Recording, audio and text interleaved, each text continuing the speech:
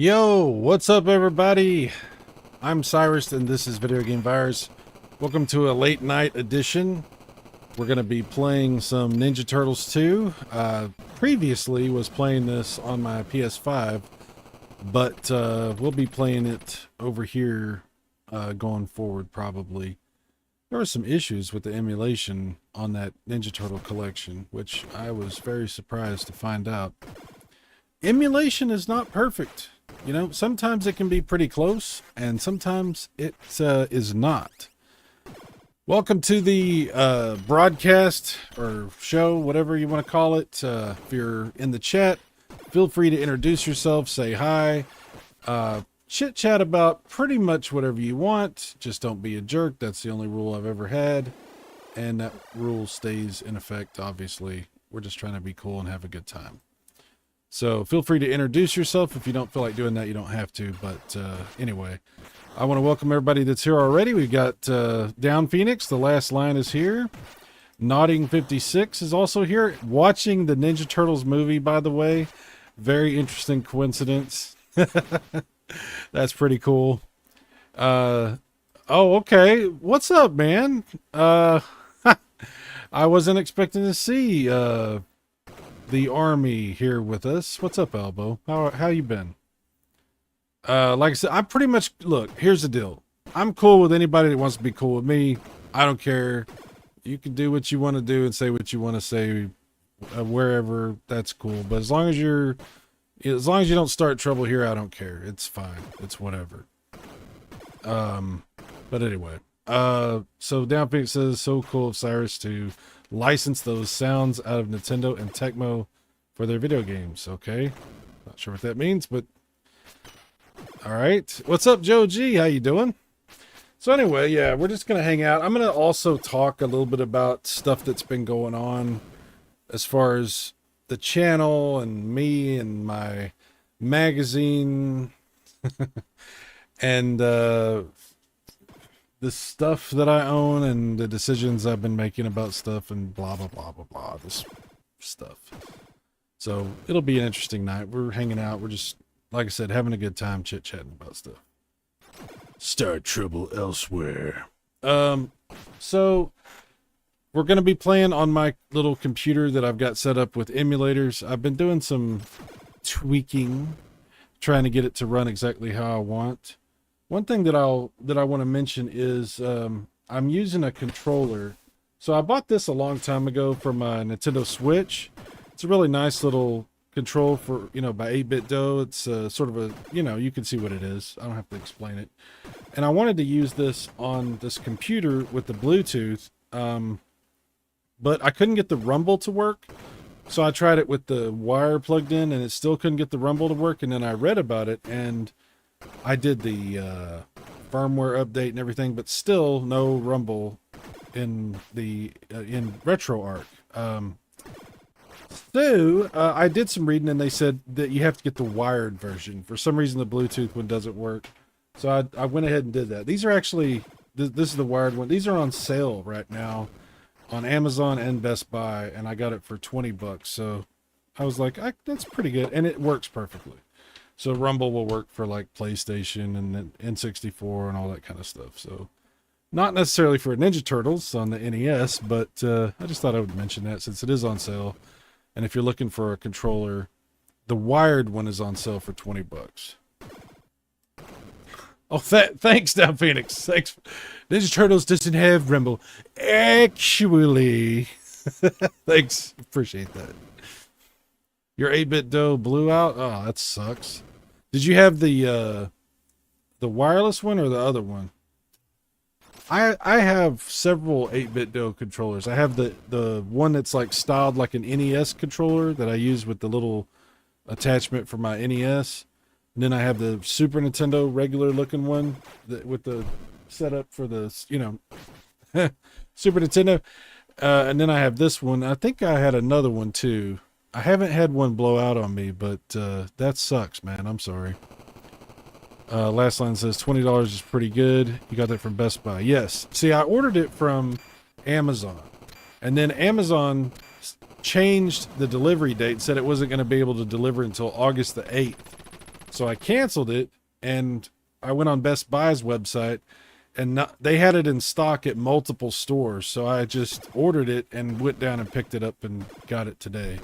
So $20. Either one of those, you can get it for $20. Hans says, and by the way, what's up, Hans? How you doing? He says you can use a cord with any of them, I think. Yeah, but I mean, see, this one here is corded. This is not a wireless one. Like, this one is a wireless one. You can use a cord in, but the corded controller is $20, if that makes sense. It doesn't do wireless. In store. Yeah, I went down and picked it up. Yeah, I ordered it on my Best Buy app on my phone and set it for pickup instead of for delivery.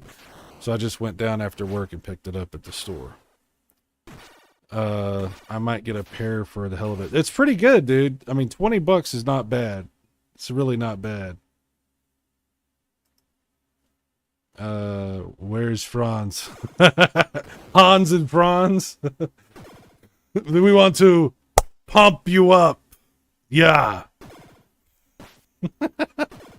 I miss Hans and Franz. That was a good bit. Dana Carvey needs to do more stuff. Kevin Nealon, too. We need to get Kevin Nealon and Dana Carvey back to do the Hans and Franz bit on Saturday Night Live again. That would be great. Gonna beat any games tonight? Look, I make no promises. I never make promises. Promises get broken. And I'm already broken. Downfink says Cyrus only beats RPGs that take like 30 parts to play. Yeah, that's right. That's actually true.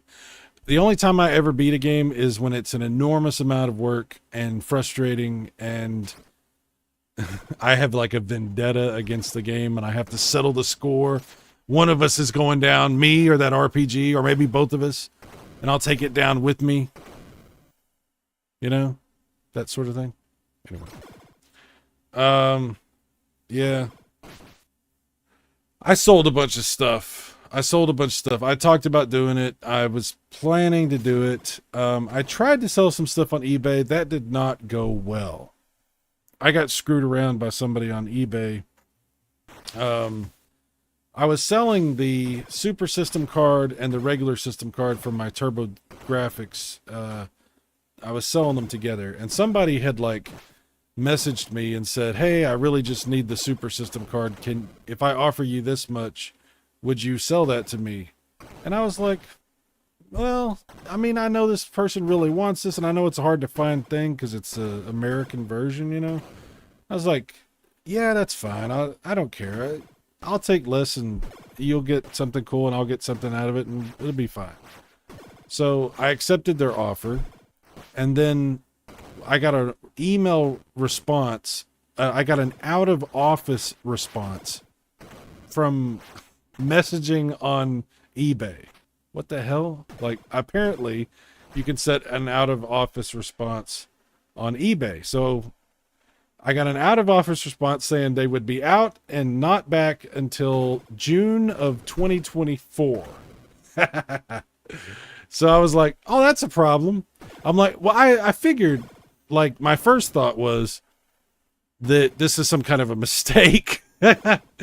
And surely they're not just screwing me over. And surely this is some kind of mistake and they just don't realize they have an out of office on, right? So I messaged them again and I was like, hey, just to let you know, I got an out of office response from you saying you're out until next year. So can you please just let me know everything's cool and then I'll ship this out. And of course I didn't get any response except another out of office response from that. I sent them like an invoice, and eBay sent them an invoice. And unfortunately you can't just cancel an order if somebody buys something from you. You have to wait 5 days.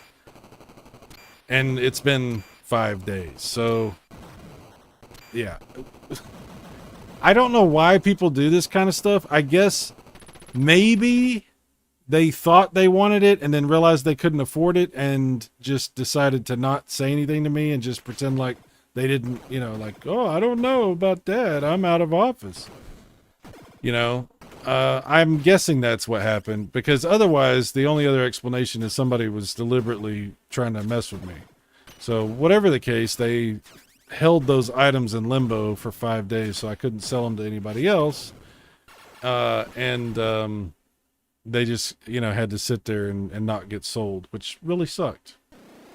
But yes, Hans, you are correct. It could have been a lot worse. I could have shipped the items and never gotten paid and been severely pissed off. So it could have been worse. You're absolutely right. So I did end up selling a bunch of other stuff to a guy who was very fair with me.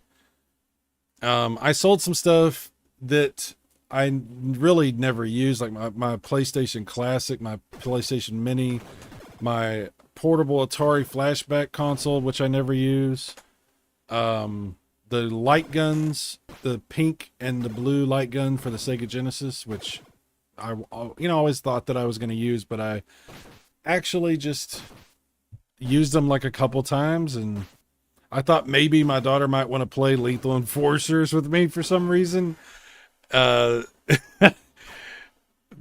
not really. And so I ended up selling those also. Down Phoenix says, plot twist, the guy was a GameStop associate. Damn you, GameStop. Damn you to hell. Anyway. I don't think it was GameStop. But, who knows? Who knows? I also sold my Sega Master System 2. I sold my Sega Master System 2, the one with that looks like a toaster that only puts out an RF signal. Freaking never used it, set in a box. Might as well sell it. I was nice to have it, but I didn't do anything with it, and I didn't need it, and I never will. So I sold that. And then the big one. And this, it's going to sound crazy because I'm always talking about it, but that guy that really hates the Masters will be proud of. Yes, I did it for you. I did it all for you. I did it for the cookie, the nookie, or no, that's a different song.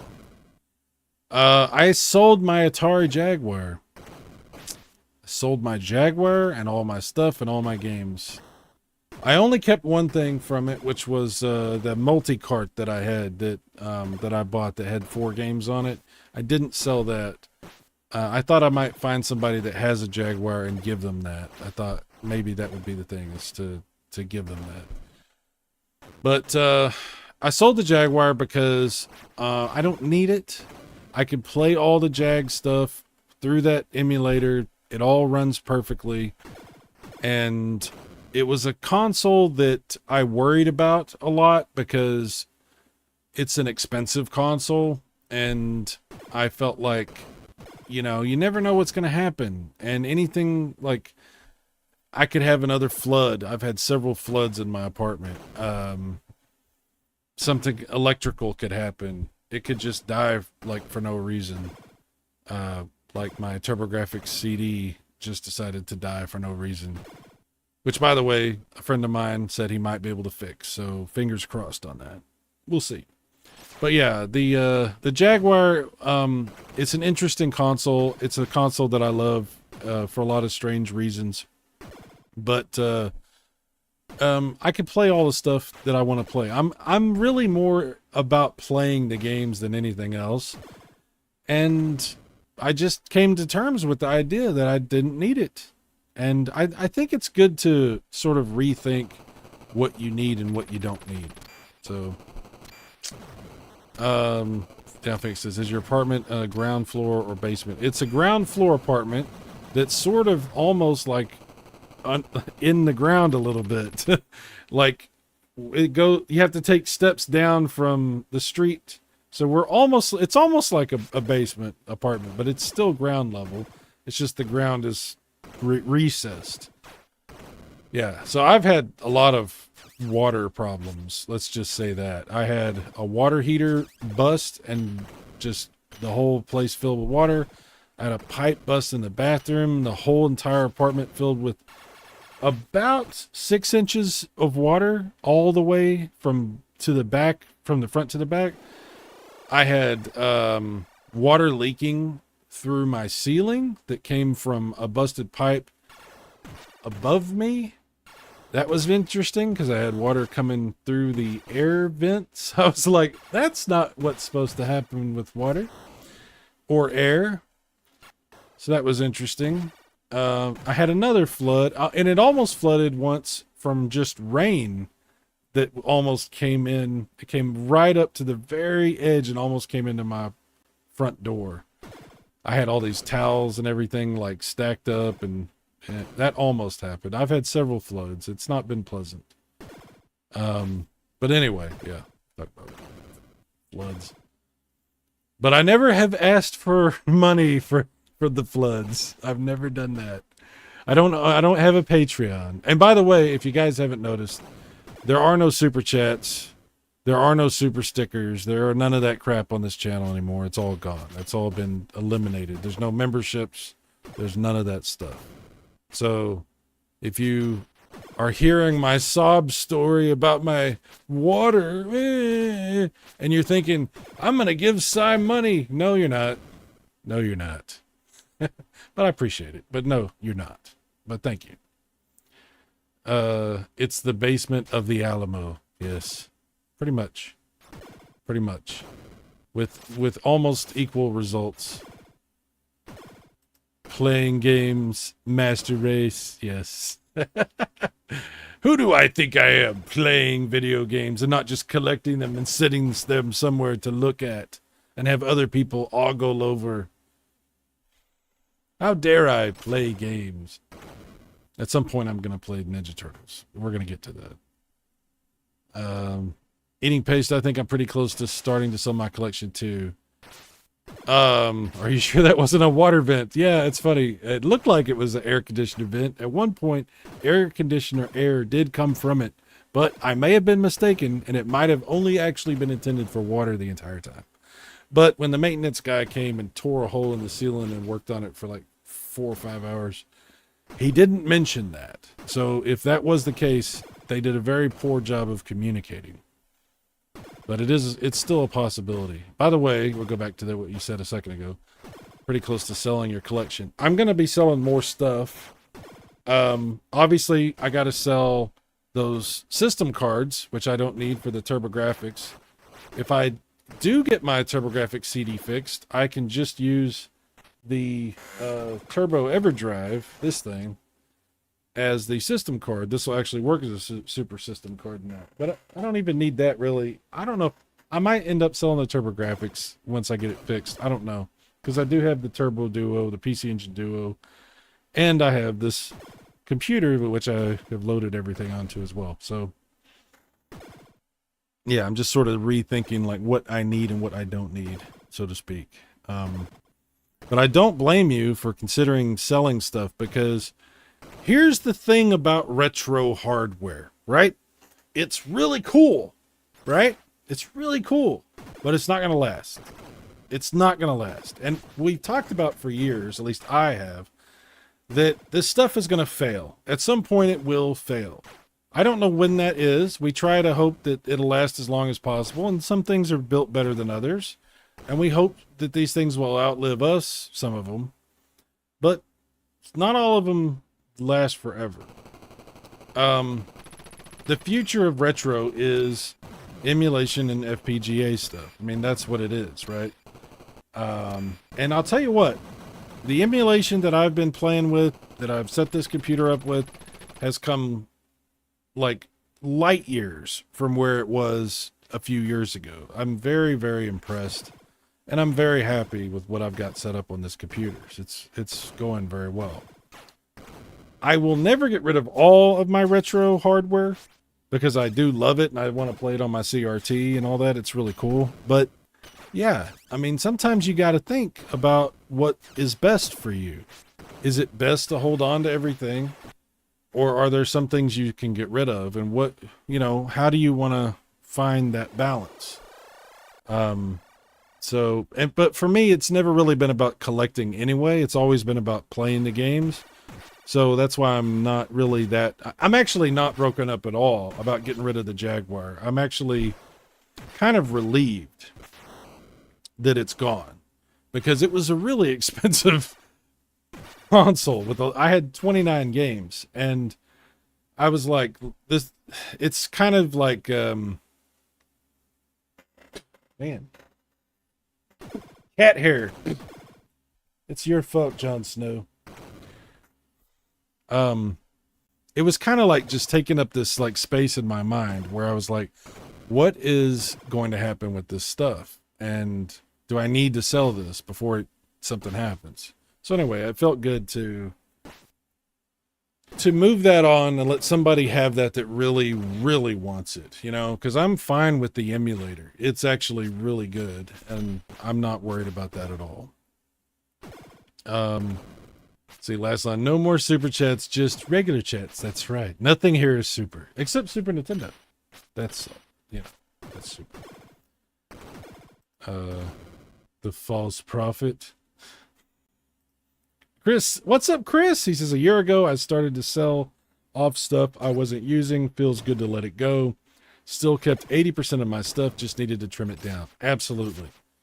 You know, it's some of this it's crazy to own this much like crap. I still have too much stuff. I look forward to getting rid of even more of it.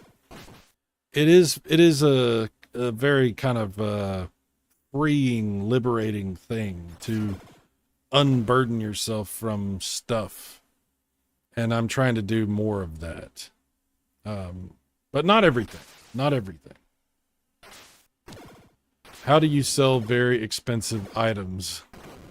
Well, I'll tell you, not on eBay. I won't be doing anything on eBay anymore.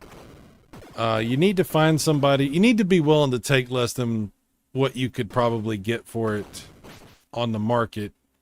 Or you just got to find that person and sell it directly to them. If you can do that, you can get what the market will bear. But otherwise, you might need to be willing to take a little bit less and find somebody who buys stuff that sells stuff. You know what I'm saying?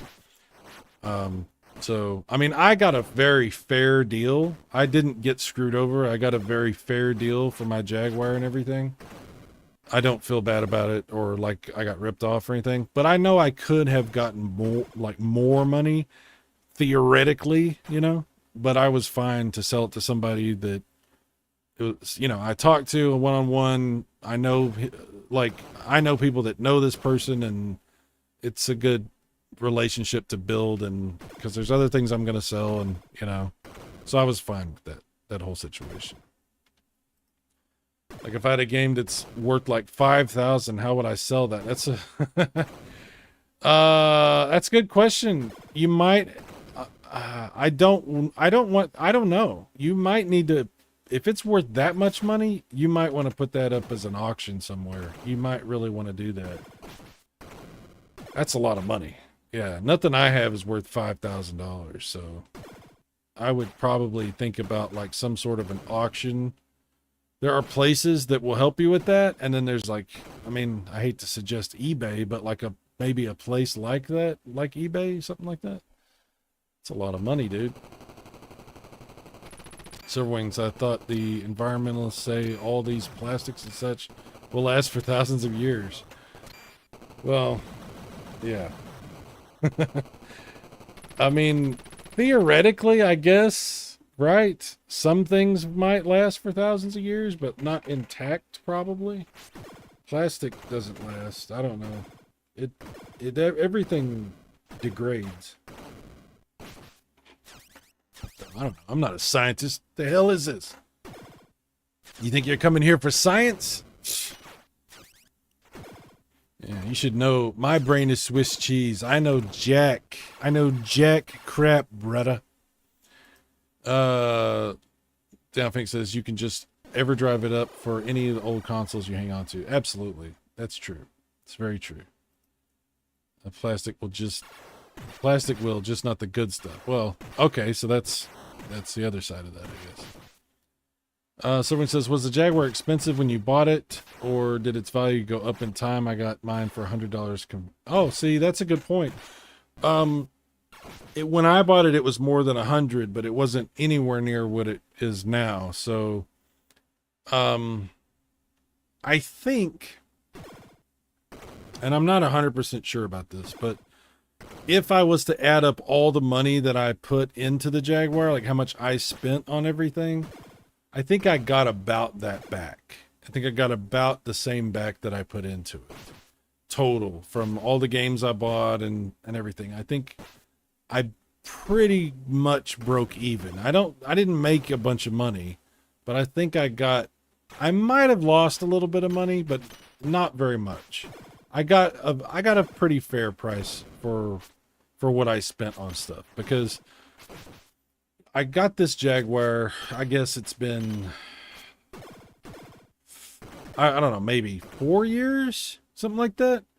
And then I've been accumulating games, and some of them I got for really good, really good prices, and some of them I spent a little bit more on, but but I don't know. I think I pretty much broke even on it.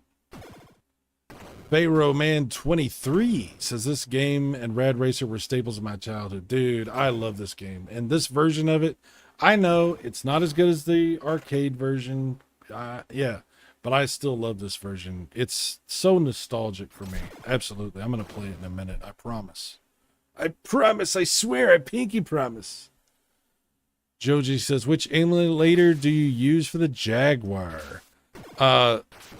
The one that you want to use is what they call Big P MU, or Big something like that. Yeah, he's got it, the Big P MU. That's the one that's built into the Atari 50 collection. It's really good.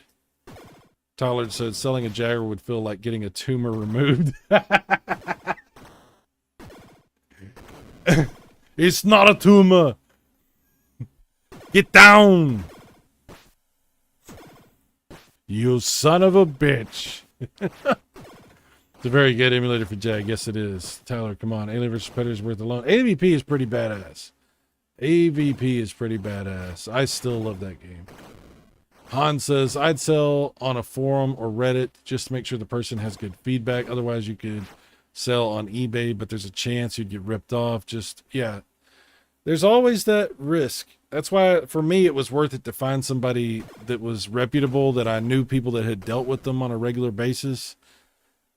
If you want, talk to me privately, and I can get you in touch with a guy, but I don't know. I can't tell you what he would offer you for something like that.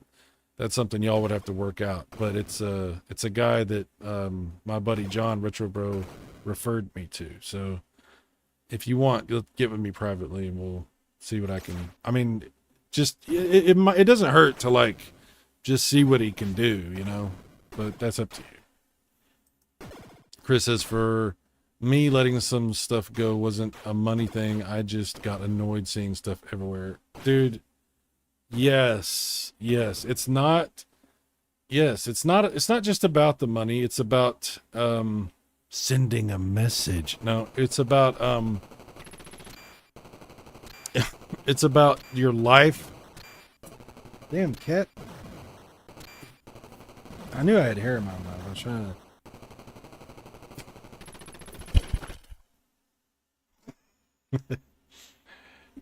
you got to take your life back. And what do they say? There's that old cliche about the stuff that you own will end up owning you, and that kind of thing. Whatever, you know what I'm saying? It's true. Downfink says he's gonna go to bed. Okay, dude. Yes, cowabunga, and enjoy your sleep. Dream of the turtles. Yes. What's up? What's up, Dr. Mike? Play Ninja Turtles Rescue Palooza. Oh, that's a great game. Yes. Rescue Palooza is badass. That's another one that I'll have to play on one of my late night streams. Absolutely. Professor has spoken. Yes, sir. Yes, sir. I understand. Tyler says, Haywood, get Cyrus to watch Shoot Fighter? What is Shoot Fighter? I wonder if I should ask.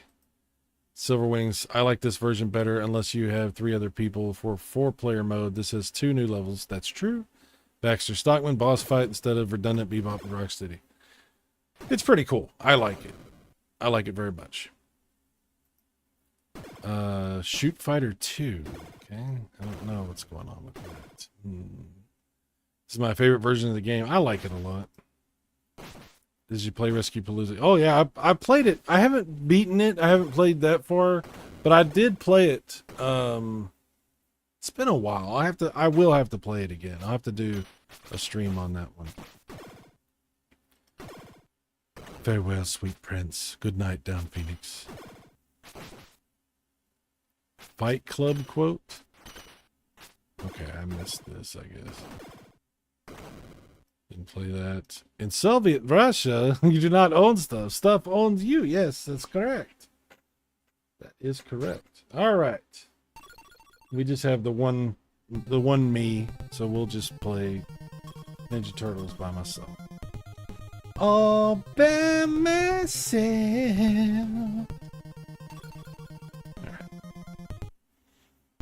Shoot Fighter stars Bolo Young from Bloodsport, Johnny Lawrence, Sensei Priest, the guy that... Really? Huh. That's fascinating. That is fascinating.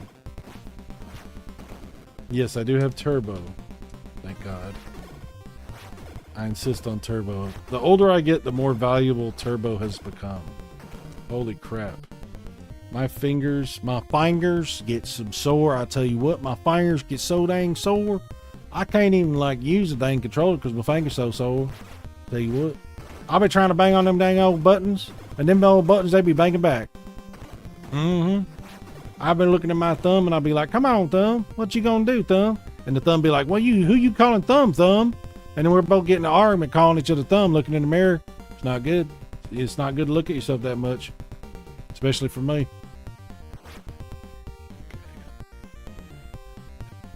That's interesting.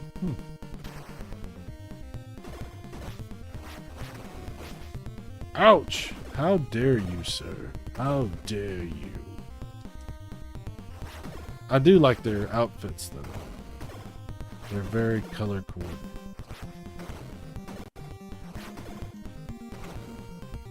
I think it's pretty... the graphics in this game are really good for the NES.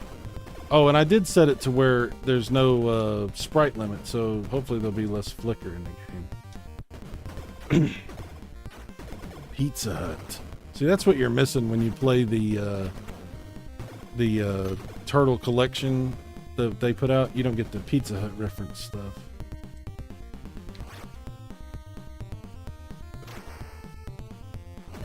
What I have been doing is tweaking these emulators. Oh, I think somebody asked me earlier which emulator I was playing the stuff on, and I think it's hang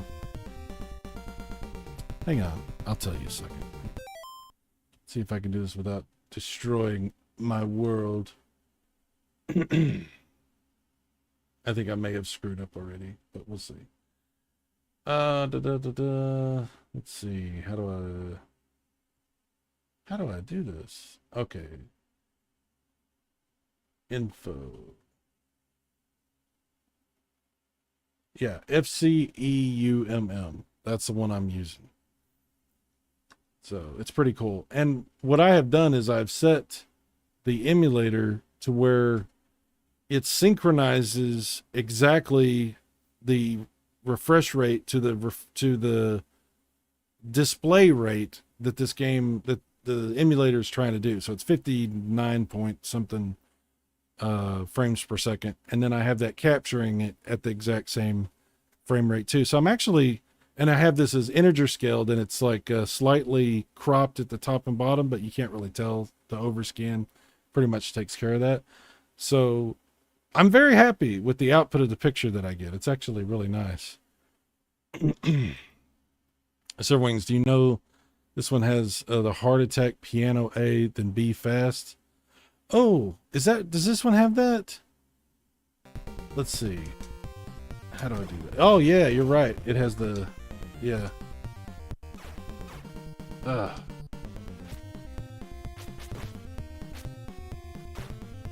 on. I'm screwing it all up. There it is. I'm gonna get myself killed doing that crap. Oh, I should have set the lives, the extra lives. I didn't even think about it. Oh well, it doesn't matter. Cyrus, if you want to see some extremely impressive, something extremely impressive, play Final Fight 3 Homebrew on NES. Okay, I will have to do that. I think I've seen that before, but it's been. I might not have ever seen that. I don't want to talk out of my ass. I'll have to check that out. Thank you for that. You saw Blood Moon with Gary Daniels, right? Oh, that's cool. The real Bob Newbin. Hi, Cy and chat. What's up, Bob Newbin? Dashin Newbin, perhaps? Tyler, dude, that Final Fantasy or Final Fight 3. Always think Final Fantasy when I see FF next to each other. That looks good, so I'll have to check that out. Of course, bro, I watched all his movies. Okay, that's cool. Not as easy to do as in terms. Yeah, you're right. It's not. Especially when emulators, when you eliminate sprite flicker. Yes. Okay, back to it.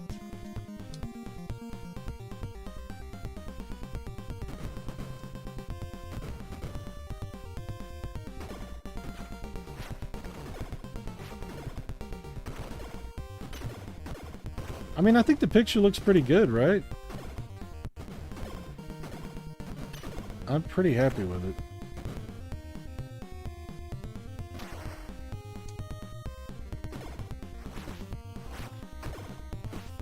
I'm a lot happier with this than I was with the RGB blaster, that's for sure. That situation, ugh, that did not go well.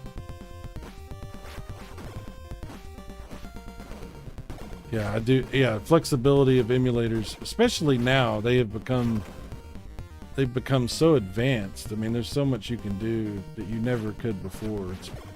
It's really amazing.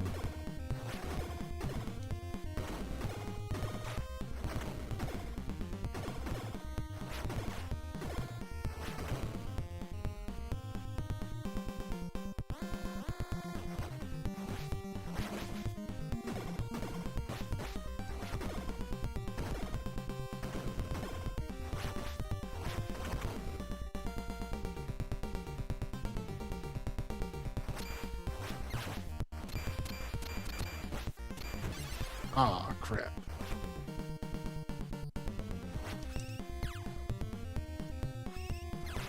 Come on.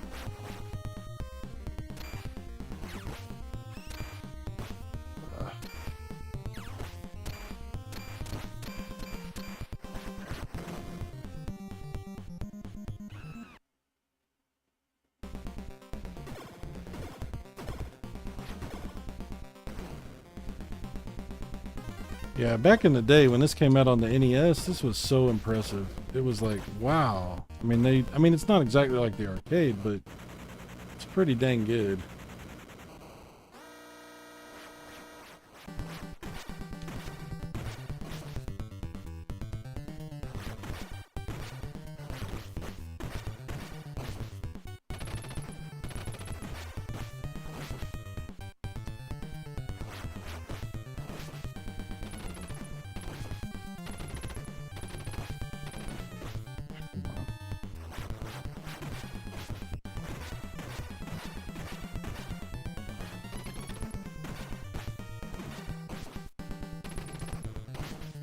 Come on. Almost. Damn it. I was almost there before I died. God dang it. Oh well. Dashin is your son-in-law? Okay. Dying too soon. Not gonna beat this one. No. I didn't do this very smartly. I just jumped in. I can beat this without cheating. Look, nobody likes a bragger, okay? Nobody likes a bragger. The hell's this random heart doing in my chat? Beat this one without cheating. Gotta stream it though. Yeah.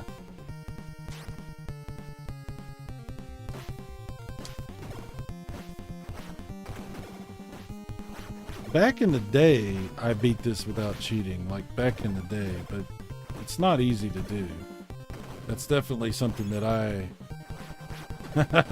don't even know if I'm capable of doing anymore, but it is possible. If you play it a lot and you get like really familiar with the timings of everything and all that, it's definitely possible.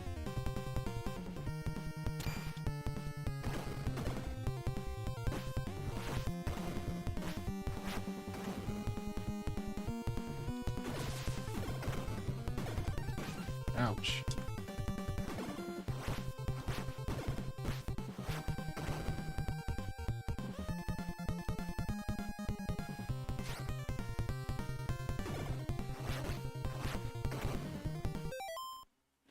Oh, that heart always blocks me from seeing a part of the chat. Yeah, I hate that too. I hate that they started doing that. It's weird. Dr. Mike says, speaking of streaming, I need to go pee, and no, you guys cannot watch me pee. My webcam is broken. Sorry to disappoint. You know what? You have a very negative attitude, Doctor. But we understand. We will accept your terms for now. So rings, I hate the heart. I have no idea how to get rid of that. I don't either. I have no clue. I don't know when they started it. I don't know how to get rid of it. We're suffering together. Absolutely. Does anybody like it? Is anybody like, oh, dude, that's badass? I've not heard anybody say that they're happy about that. It's very strange. It's one of those features that, like, YouTube has all these things it will never do that people beg for, and then it'll give you crap that nobody wants. Thank you for the hearts, I guess. Yeah, very strange.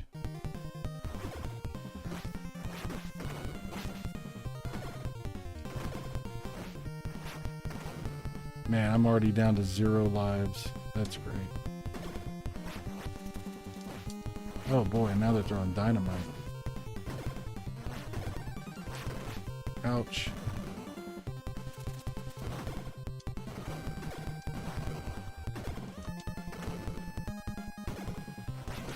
Ah!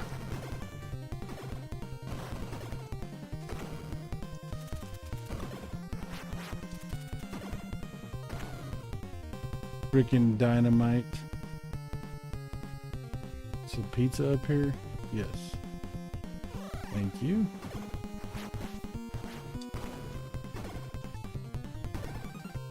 Purple turtle needs pizza badly.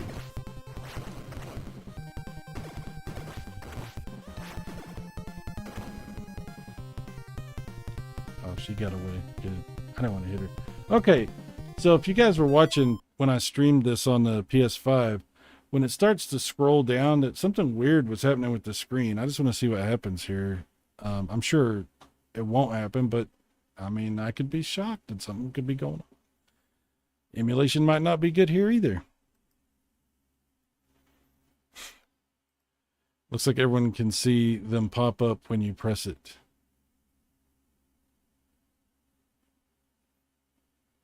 Oh, the hearts. Okay, yeah. Yeah, tons of hearts, all kinds of hearts, all of the hearts. Okay, so it's not doing it, thank God. But the screen was all wobbly and the animation got all screwed up on the PS5. So, thank God it's not happening because it was very annoying.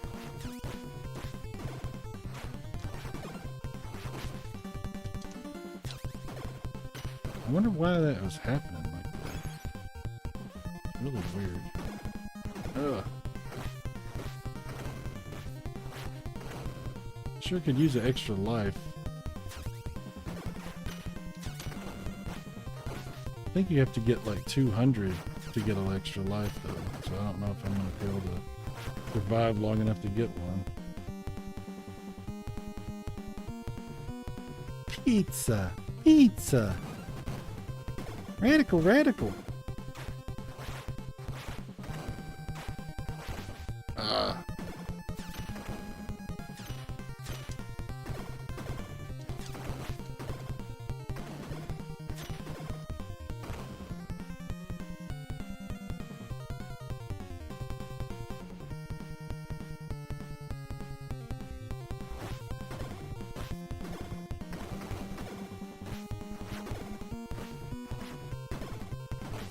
Come on, guys.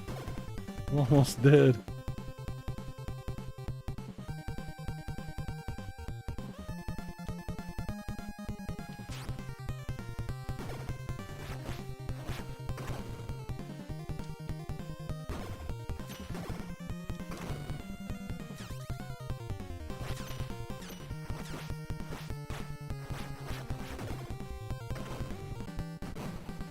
There's no way I'm beating this guy. There's no way.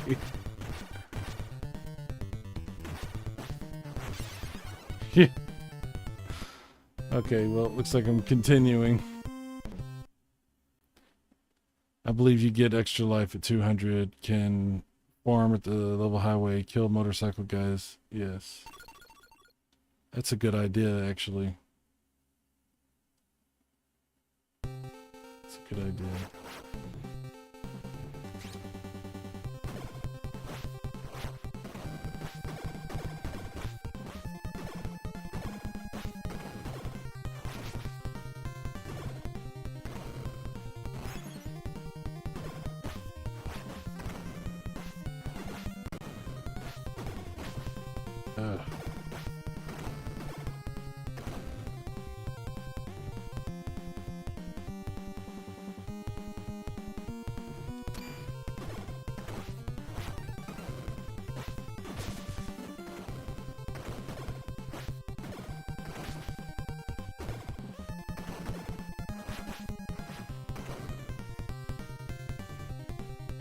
What? The building you live in might be burning down? Oh shit, dude. Dude, that's... Let us know what's going on, man. That's crazy. I mean, be safe, take care of your family and all your stuff, but good God, I mean, if you can, give us an update. That's terrible. Holy crap. I mean, I was complaining about floods, but fire's way worse. Everyone smells smoke and is outside looking. Oh, wow. God, that's horrible, dude. I'm sorry. Definitely take care of your family. That is unbelievable.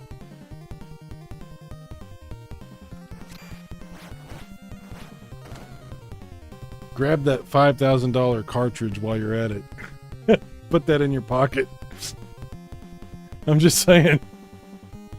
Walked around, couldn't find it, so now I'm back to using the internet till the flames come to claim me. Thoughts and prayers, everybody. Thoughts and prayers.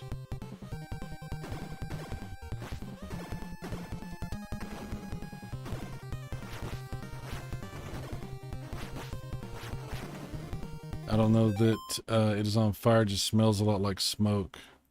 Well, it is Friday night. It's possible somebody could just be barbecuing, maybe. I don't know. Seems like there's no way to remove the heart. Damn, you don't sound like a very good doctor. Like, you know, you're not supposed to give up. You're supposed to look into these things. There's no way. Oh, you mean the heart in the chat? That's what you mean. I thought you might be in surgery. Well, I guess there's no way to get this thing out, so we did the best we could. Mark the time.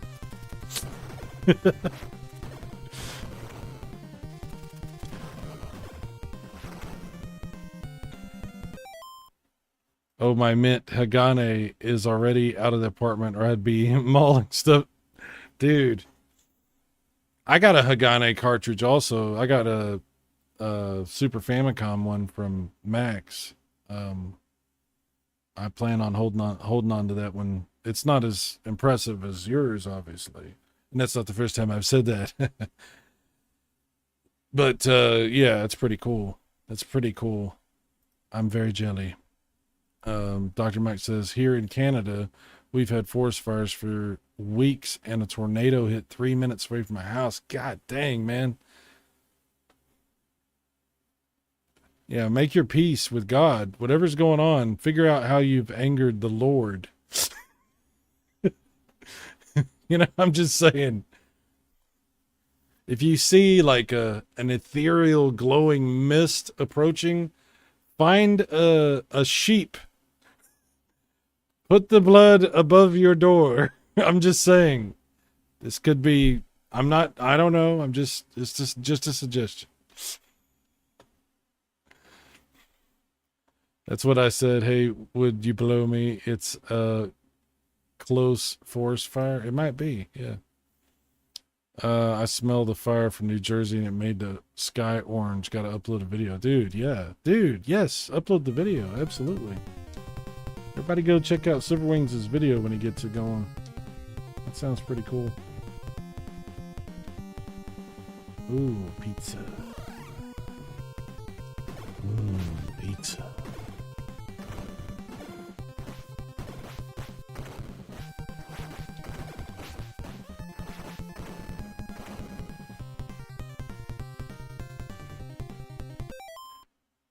All these disasters, the Lord is angry at us for coming together to sell our gaming stuff. Hey, I'm sorry. If I have brought destruction upon your house, I apologize. What else do I have to apologize for? Like, no matter what I do, I find a way to bring ruin upon others. I find a way to destroy things, ruin stuff for other people, and cause myself to have to apologize for untold suffering. So I apologize yet again. I was doing a minor surgery extraction about 2 hours ago. I removed a piece of glass from a lady's foot. Ouch. Oof. Han says, replace your real games with repros. Claim on insurance. Profit if they don't find out. Wow. Diabolical Hans Niemann. Look at you coming up with the plot from a movie of the week. He needed the money. But he didn't want to get rid of his prized video game collection. So he bought reproductions from a seedy reseller in a back alley. What would happen next would define him for a decade and destroy the retro community forever. It could be a good movie.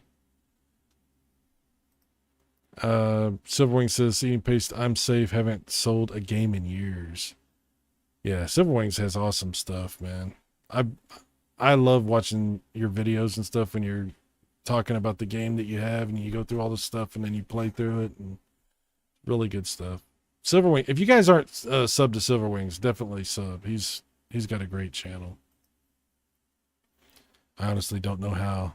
Well, selling can be difficult, especially for this type of stuff, for sure.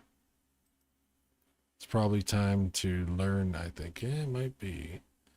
Big Block Plymouth. Hey, Cy, I see your Jaguar sale talk has disturbed the earth. Yes, I am so sorry. I had no idea what I was doing. I was ignorant. Once again, willfully ignorant.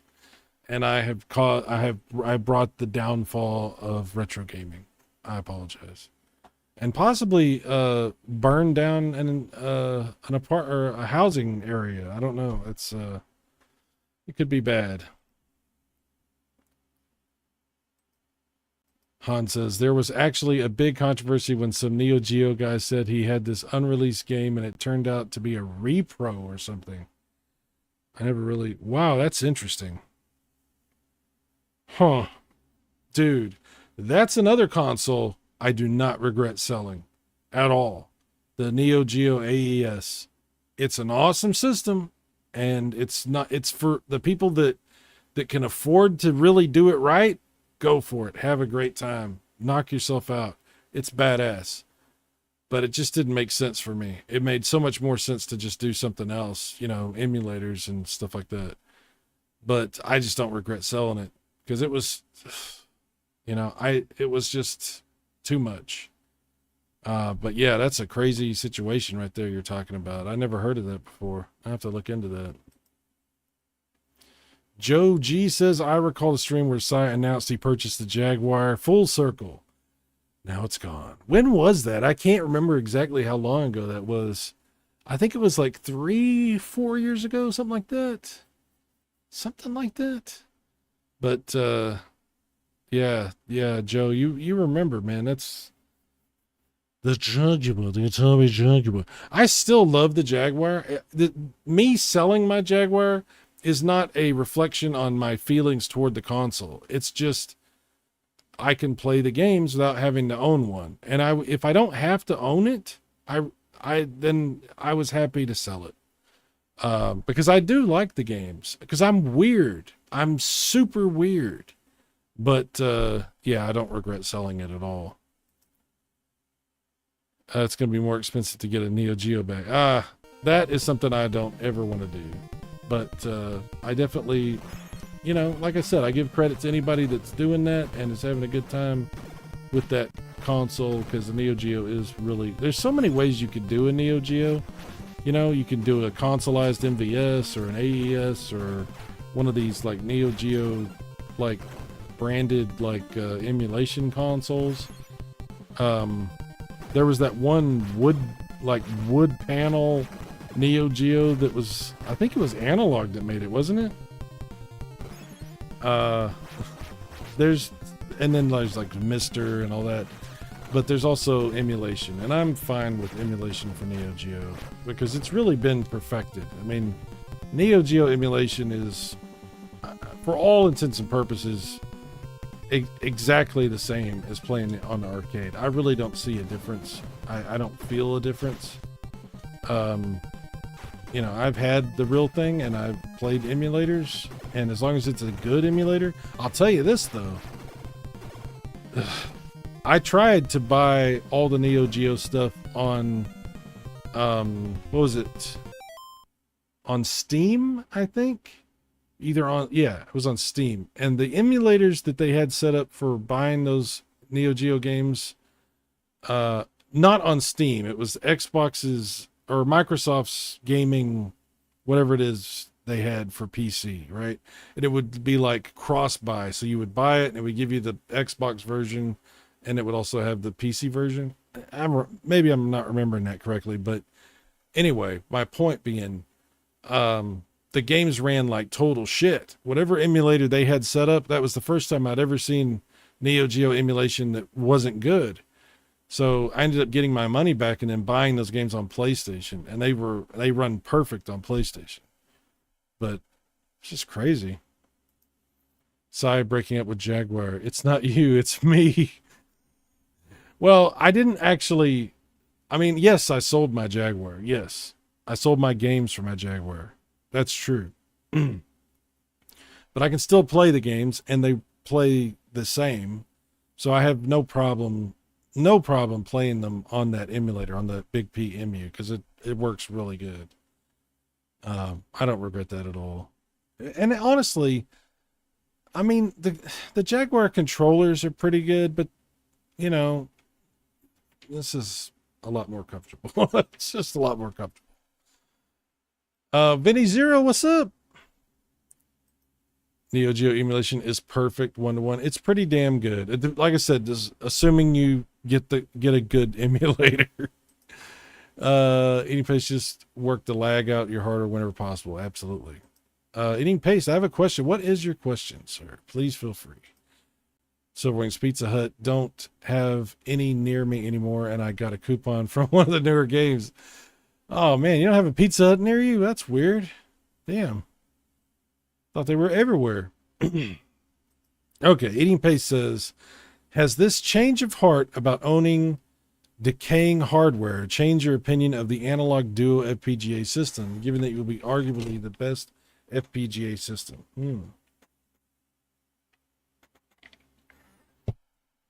That's an interesting question. Okay, so my thoughts about the Analog Duo, personally, from what I've seen of it, I mean, it's not out yet, and we're not really even sure when it's going to ship. They said it'll ship this year. Hopefully that does happen, but, you know, who knows what's going to happen. Hopefully it happens. But from what I've seen of Analog's FPGA implementation of TurboGrafx stuff, that I've seen demonstrations of it for the Analog Pocket. Okay. it seems to be very, very good. And the hardware for the Analog Duo looks really, really cool and really, really awesome. Has my the question that you're asking me is, has this change of heart about owning decaying hardware changed your opinion of the Analog Duo FPGA system, given it's the best FPGA? So I never, when I canceled my pre-order, it wasn't because I thought it wasn't going to be a good system. I always thought the Analog Duo was going to be phenomenal.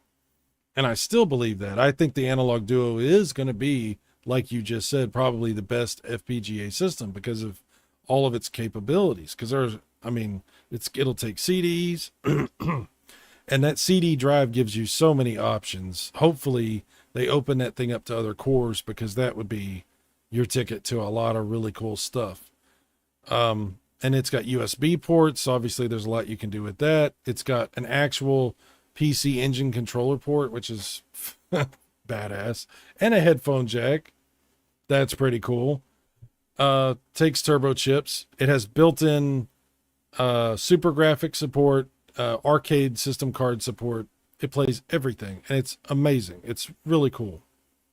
So my issue was never that I thought it was not going to be good. I still think that the Analog Duo is going to be absolutely fantastic.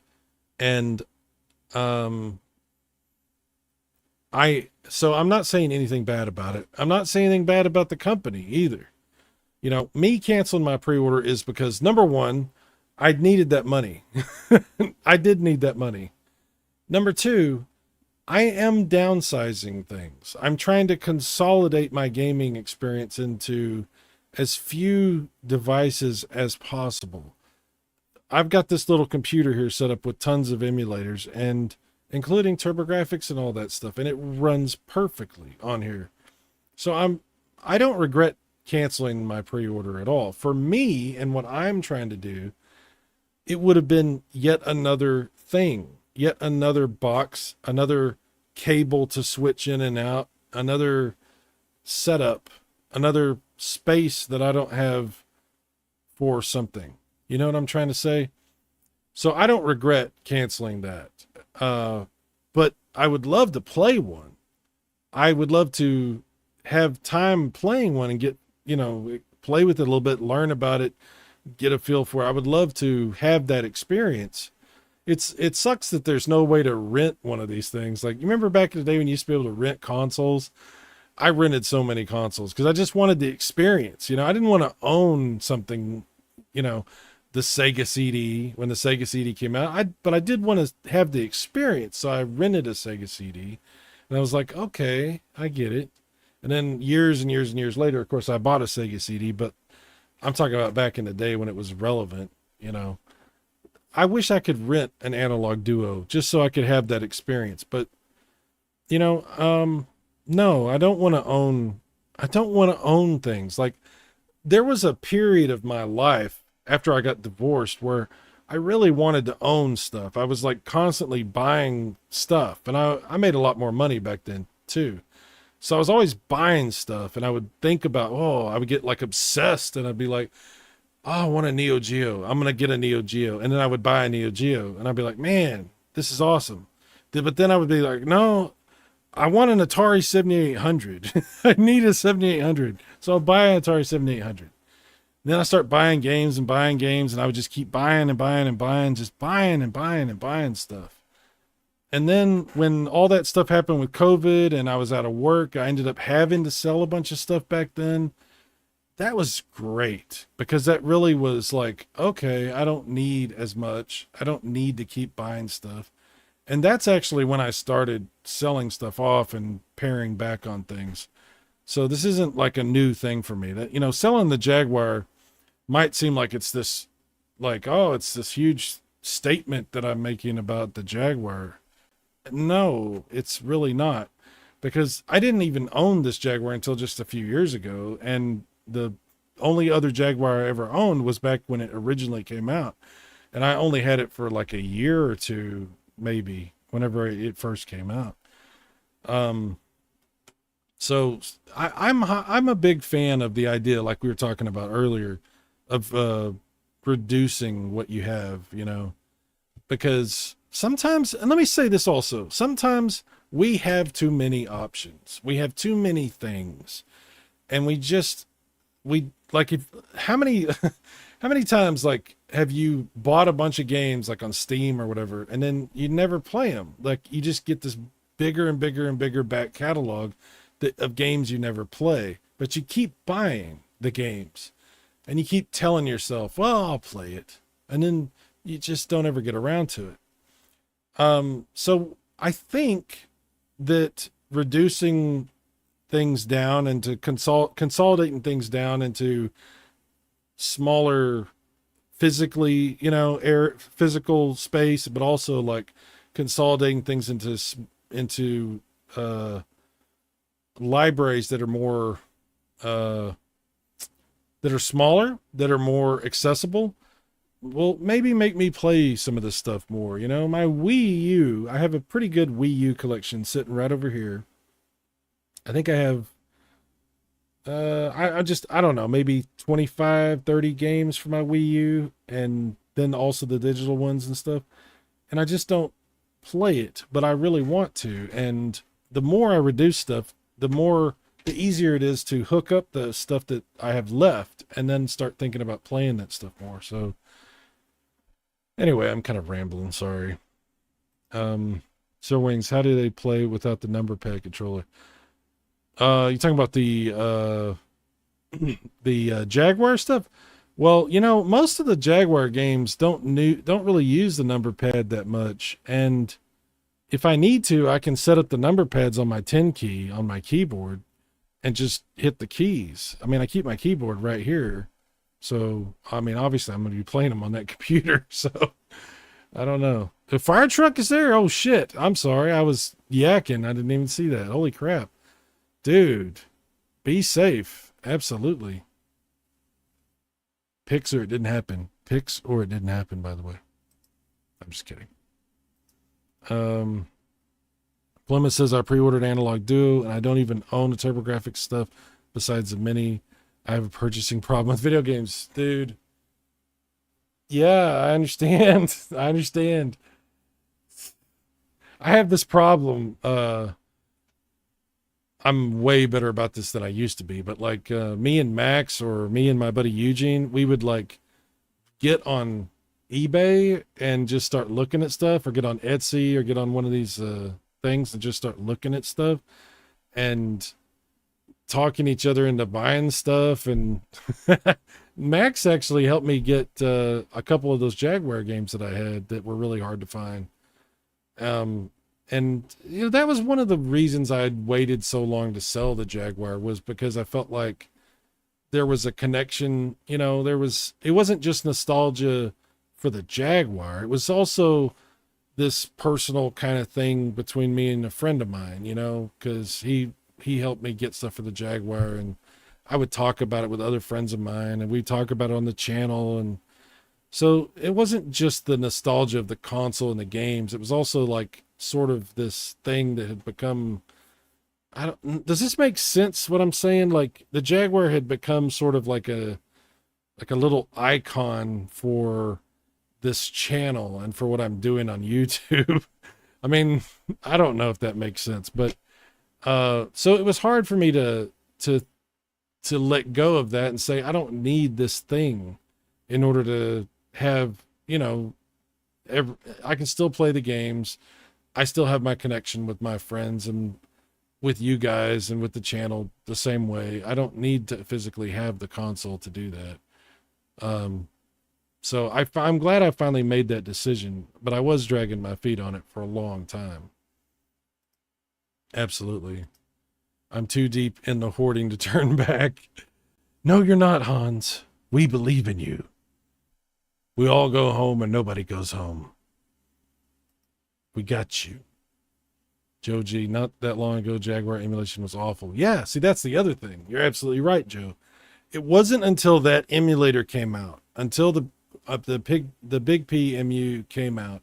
It wasn't until then that I ever seriously considered selling my Jaguar, because actually the reason I bought that Jaguar is because emulation was not great. It wasn't great. And I was like, well, I really want to play these games, but I don't want to play this crappy emulator. I want to play the real thing. So I thought I would never sell the Jaguar, which is why I put so much into it. I kept buying games for it, because I'm like, this is what I'll play this on forever. Little did I know that they were going to put out a really, really good emulator. And I was shocked. I couldn't believe it. I could not believe it. First time I played that emulator, well, the first time I played it, I didn't realize I was playing it because I was playing it on the Atari 50 collection. And I was like, damn, this is really good emulation for the Jaguar. I was like, this is really good. And then not long after that, after it came out, the guy puts it out as its own thing. And I just couldn't believe it. And it has CD support and everything. I was like, wow. So once I really had some time to play with that and got familiar with it, I kind of knew I was going to get rid of my Jaguar, but I just was having a hard time coming to terms with like what that meant. But I kind of felt like that was going to happen. And every time I would bring it up, I kept bringing it up to Luke or to John, different people I would bring it up to. And everybody had the same reaction. They're like, don't sell it. You'll regret it. You'll regret it. Except for John. John was like, yeah, you should sell it. That console is hot garbage. He's like, the Jaguar is a piece of crap. You definitely should sell it. I'm like, shut up, John. This is not what I'm asking you about. I'm asking you if I should sell it. I'm not asking you if it's a piece of shit. I like the Jaguar. I'm still going to like the Jaguar. But, anyway, I did end up making that decision. So I don't feel bad about it. I feel really good about it because I put a lot of thought into it. It wasn't something I decided like on a whim. I've been thinking about it for months, and I'm glad I moved forward with that. Silverwing says, I play what I buy physical anyway. I'm down to 4 games and then I beat every physical game in my collection. Hell yeah, dude. Silverwings is like the real G, like the real gamer. Like I watch what Silverwings does and I go, damn it. I admit, I'm in awe of what you do. Like you have a great channel. Absolutely. Found a Pizza Hut within some distance. Looks like a new one. Oh, well, you should try it. Definitely try it out. Hell yeah. Eating paste. All good boys seem like no fire. Okay, thank God. Thank God. Congrats, Cy, and congrats, Paste. Thank you, Vinny. What was it? Yeah, what was going on over there? I wonder. That John guy knows his shit. Yeah. Shut up. Not sure, but we had a fire crew through. It all seems fine. Probably some moron set the unit on fire cooking, but got it under control. Yeah. Well, I'm glad that it's okay now. I'm glad nobody got hurt and there was no craziness. Thank God. That would have been absolutely terrible. Ugh. Have y'all seen the Sega Master System version of this that's being worked on? There's a homebrew of this game that's being worked on. It looks phenomenal. I've seen some video for like a beta, not even a beta, like a very early stages like development of this, and it looks absolutely cool. Speaking of homebrew and stuff like that, I finally got Intellavania, that Castlevania remake that they did or demake, I guess, that they did for the Intellivision. I bought the ROM. I bought the ROM for it, and it was like $10 or something like that. It was very affordable, and so I can play it on the Intellivision emulators on this computer, and it is really cool to play Castlevania, the Intellivision version of Castlevania. It's so crazy. At some point, I'm going to get one of those LTO flash cartridges, and I'm going to be getting my Intellivision AV modded, and then I'll play it on the real hardware. But for now, it's totally cool to at least play it on the emulator. Come on, there we go. We got it. Ladies and gentlemen, we did it. I'd love to see a remake of Phantasy Star 1. Oh my god. Dude. Phantasy Star 1. There's a remake of Dragon Warrior, I believe, for the Intellivision. Dragon Warrior. No kidding. And I gotta find that, because that I want to see for sure. I saw some video of that and I was like, what? And it has the music and everything. It's crazy.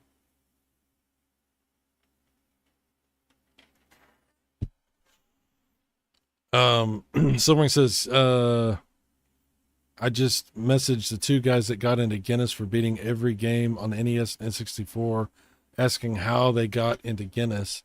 I hope I'll get in for beating every 32X game. You should, dude. You deserve to be in for that. That is a hell of an accomplishment. That is really cool. Dude, if you get in, we're going to throw you a party. I will order you a pizza from this Pizza Hut you just found. We'll get you a pizza or something, because that's pretty cool. We'll figure it out. But yeah, we definitely want to celebrate, because we got to get you into Guinness for that. Eating Pace, yeah, Dragon Warrior is perfect for a demake. Absolutely. It's really fun, but simple. Yeah, exactly. I love Dragon Warrior. That's the first JRPG I ever played. It's really cool. Yeah, that would be really cool if you can get into Guinness, for sure. Legitimately. It'd be nice to know somebody who legitimately got into Guinness and didn't get in for the wrong reasons or for... Anyway, I'll shut up. I'm gonna keep talking about that. But it would be nice. It would be really cool if you get in.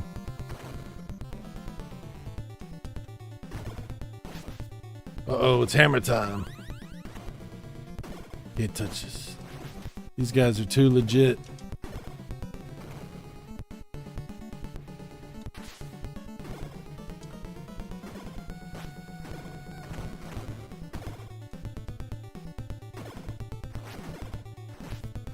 I mean, the graphics are not like as good as some of the other Ninja Turtle games, but these are really good graphics. I mean, for an NES game, this really does look good. This is an extremely impressive game. The fact that they even were able to figure out how to get this on the NES and have it be 2-player at that. It's pretty damn cool.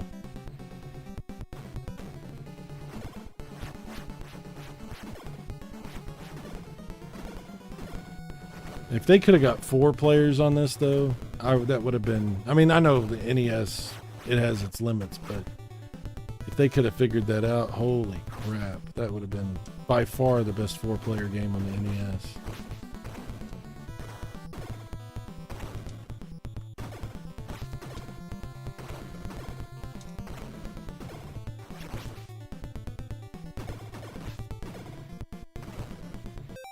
Oop, I gotta catch up again. My first JRPG was Dragon Warrior. That makes us old enough to have experienced what is widely considered to be the genesis of that genre. I think so. I think so. Yeah, that is a badass game. Panda, what's up, Panda? What you been up to? What's this game all about? Is this about those Pizza 11 turtles who partake in ninjutsu? Well, that's what I've heard. That's what I've heard, Panda. It's good to see you, man. So Wangs, I almost gotten Guinness before, but as a group thing, participating in the largest zombie walk. Really? Wow. Our brother's friend's mother was there for that. That's really cool, man. Damn. Panda says, love this game. They somehow managed to nail the arcade almost perfectly. It's really cool. I'm very happy with it. What's up?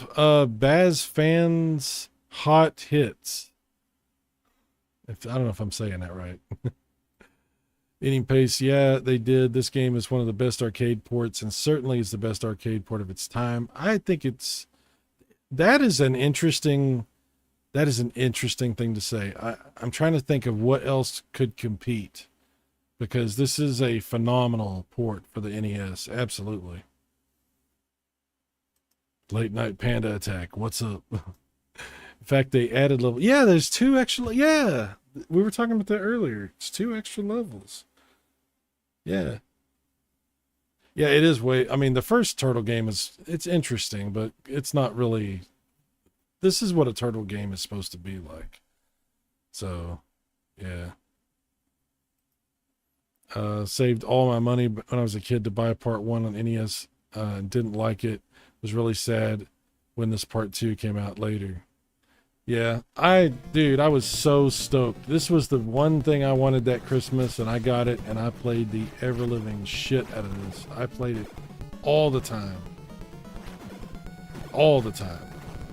I mean, I actually went and bought a joystick with turbo on it just for this game. I bought one of those cheapy... They used to make these cheap joysticks and, like, different kinds of sticks for the NES. They were like, this one was like blue and it had these red buttons and it was like a stick. It had like suction cups on the bottom. Got it at Walmart. That's all we had in my hometown at that point. But yeah, I played the crap out of this. I rented the first Turtles like 13 times. Wow.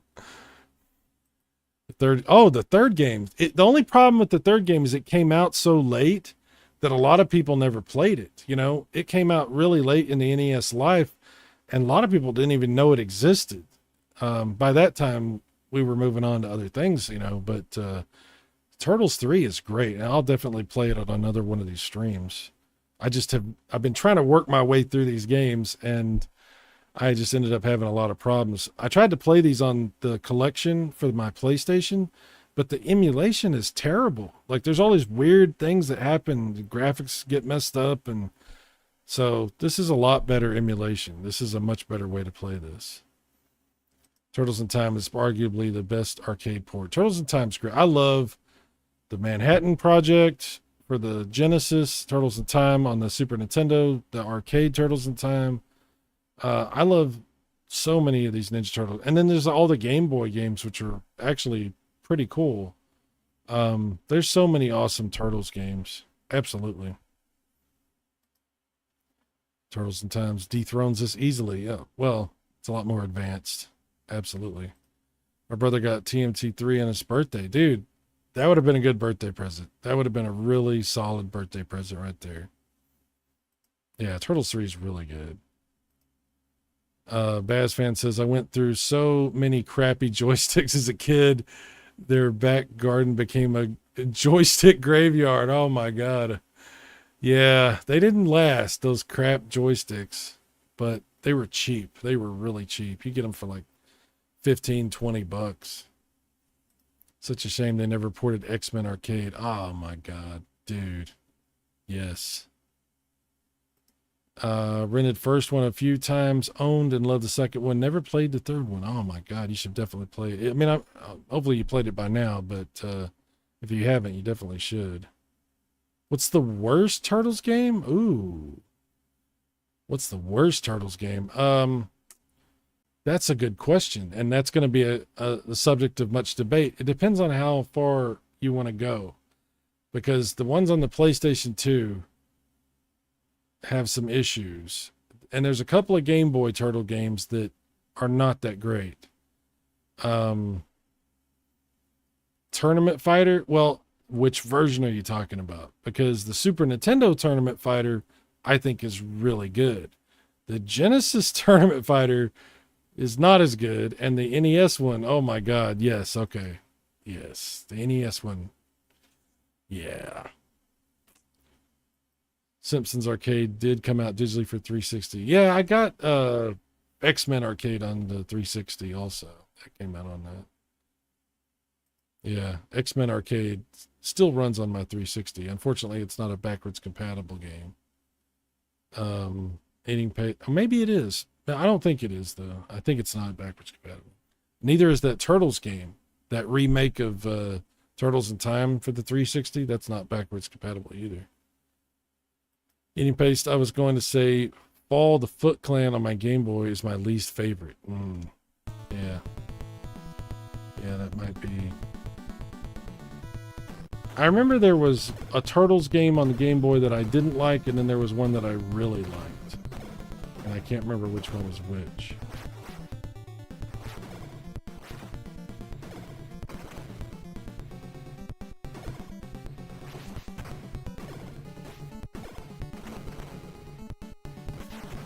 Oh, wow. Why do these missiles come out of water? It's super weird.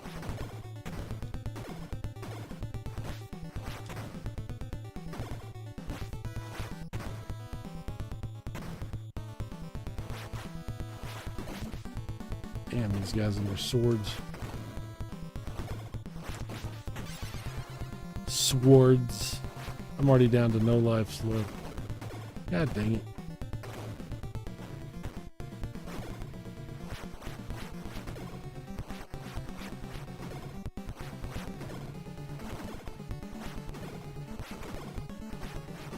I never got the remake of Turtles in Time. I think it's pretty fun. A lot of people don't like it because the control, because it adds sort of a different type of control, like where you're like in this, I'm moving like this, and I'm still facing left or right. But on the remake, you actually face up and down when you move up and down, so it changes the way it controls. Some people really don't like that. Simpsons Arcade is only arcade 1-up we own. The bowling on there is fun too. Oh, okay, that's cool.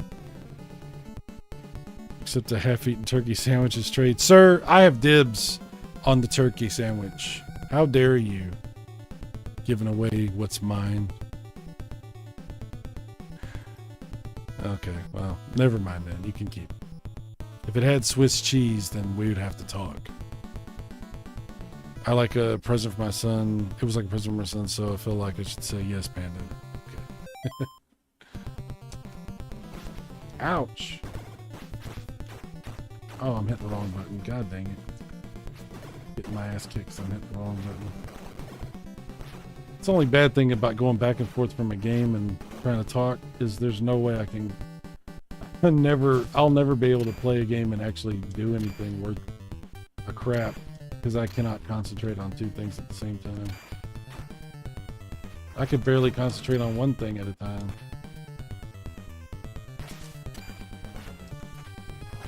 The older I get, the worse that's gonna get. Get off me.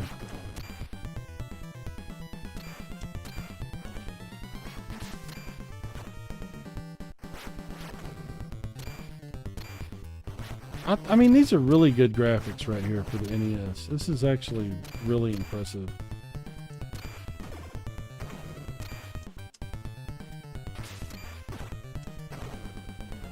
The team that worked on this should have been really proud of what they did, because this is a really solid port.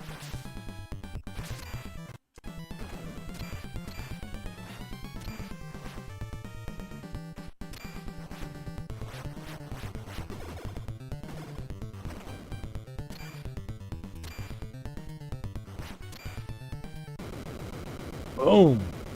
Got him. I love Tournament Fighters on the Super Nintendo. It's good on the Super Nintendo. Graphics are good. The music's good. It's a totally different game than the other versions. It's really good. Someone says, I guess you could farm the mousers for extra lives. Oh, that's true. That's a good point. So this is one of those extra levels here. It's one of the extra ones. Panda says, I'm still blown away by the graphics. Some of the later NES games are gorgeous as well. They really mastered the system. Yeah, like, you ever see Batman, Revenge of the Joker, or either one of the Batmans, you know? I mean, Sunsoft was like,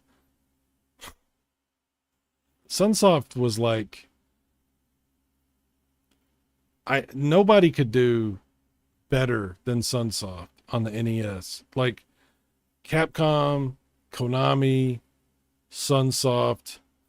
There was just like a few companies that would put out just these banger freaking games that had just amazing graphics and sound and gameplay on that console. And holy crap, yeah, especially later on, the stuff they did with those extra chips, you know? Crazy stuff. Can you paste? Oh my god, yeah, the late gen NES games versus single screen maze games. Yeah, it's like this is the same system. Like, wow, yeah, it's the same. You see that same thing with like other consoles too, like the PlayStation. You see the same thing, like the first generation of PlayStation games versus the games that came out like, you know, in like 1998. totally different experience. You know, it's just interesting how some consoles, the more developers get familiar with it, they're able to push it to do like all that crazy stuff. Yeah. And the NES, I mean, obviously adding, you know, they added all these extra chips and it really, really, Super Nintendo, same thing, expanded the capabilities to some crazy heights. They were working with the way crazier tech though. Yeah. The mapper chips they added to the carts later added an incredible amount of power. Absolutely. Absolutely. Yeah. Sunsoft. Holy crap. This level even has parallax scrolling on it, which is really another super impressive thing to see on NES games when you would see it. Pretty cool.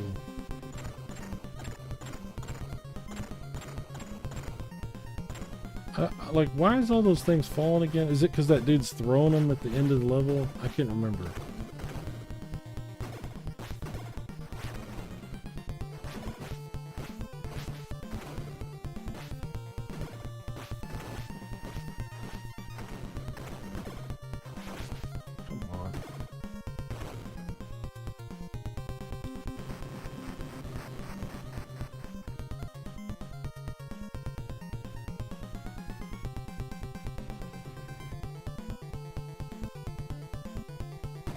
Why am I fighting snowmen? Robotic snowmen with rockets. Very strange. Was this ever in the cartoon or the comic book? I don't think it was. Those enemies look like enemies from the first Turtles game on the Nintendo.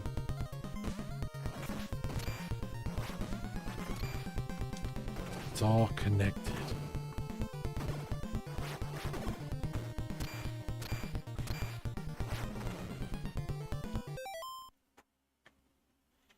Big blocks of hail, yes. Panda says, forgot the name, but that NES chef game in the end of its cycle, but that was gorgeous too. Chef Panic or something. I don't think I've ever played that. I'll have to check that out, Panda. I don't think I've ever played that. Kickmaster, also amazing looking. Little Samson. Oh, God, yes. Yeah. People talk about Little Samson, but they talk about it because of how much it's worth. Not necessarily because of how good the game is, but that game has some really good graphics and animation.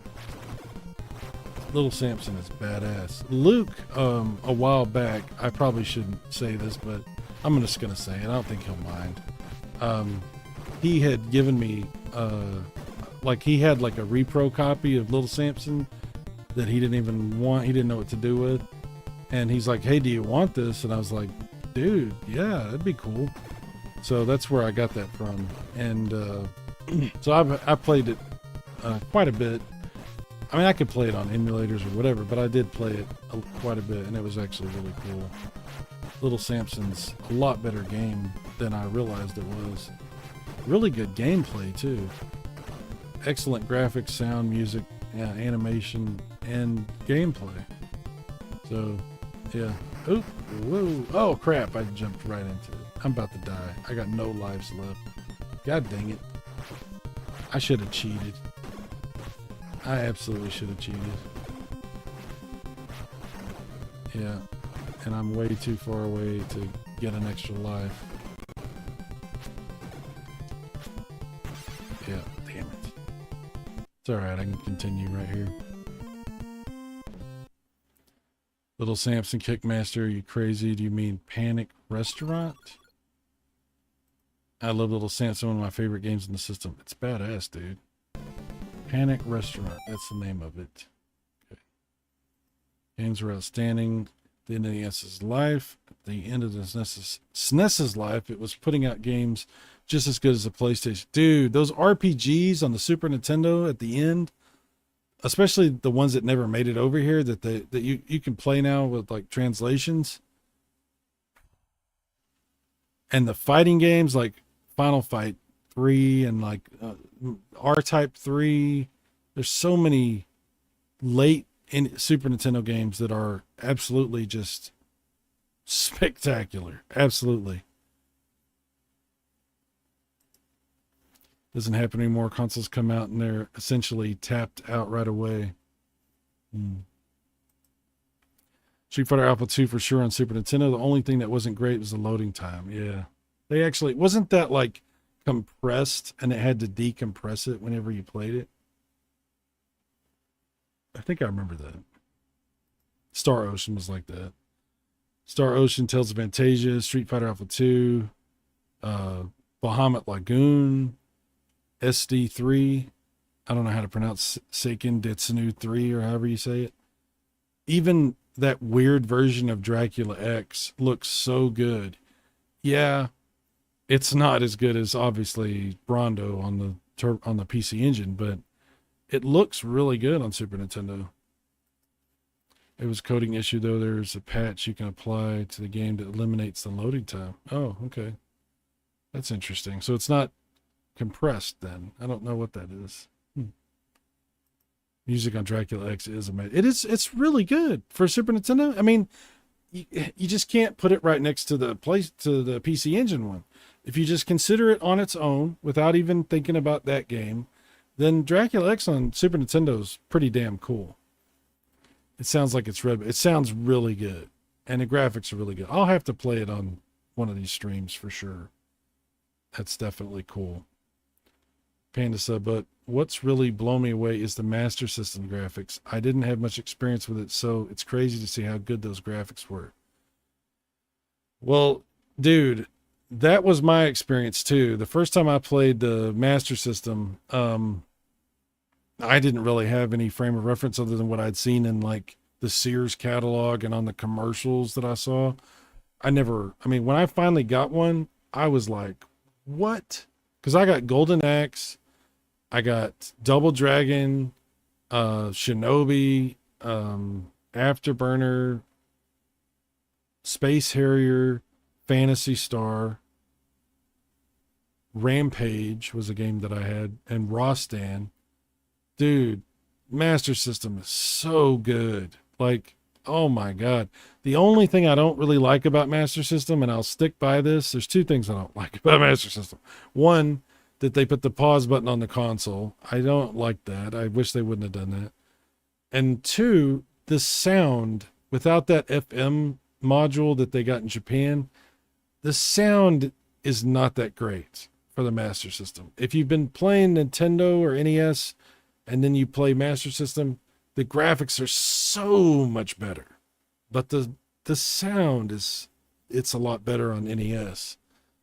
But what a console. What a great console. What a great surprise. What a great surprise. Absolutely. Yeah, you can't compare it, Rondo, because, yeah, don't compare it. Don't do that. That's not what you should be doing. Any paste. I wish the NES was capable of Master System's color palettes. Dude. What would it... Well, I'll tell you what. An NES that looks like the Master System is the TurboGrafx. The TurboGrafx, a while back, a long time ago, I did a video where I said the TurboGrafx was the Super Nintendo before there was a Super Nintendo, because that's what Hudson designed it to be. The head of Hudson actually was quoted as saying that the PC Engine was supposed to be a more advanced Nintendo, and that's what it was. It had the same type of processor, the same type of controller, the same type of games. It was just more advanced with a much, much higher color palette. So I think the TurboGrafx is your answer to what an NES would have been like with the Master System color palette. Actually, better than Master System, but you know what I'm saying.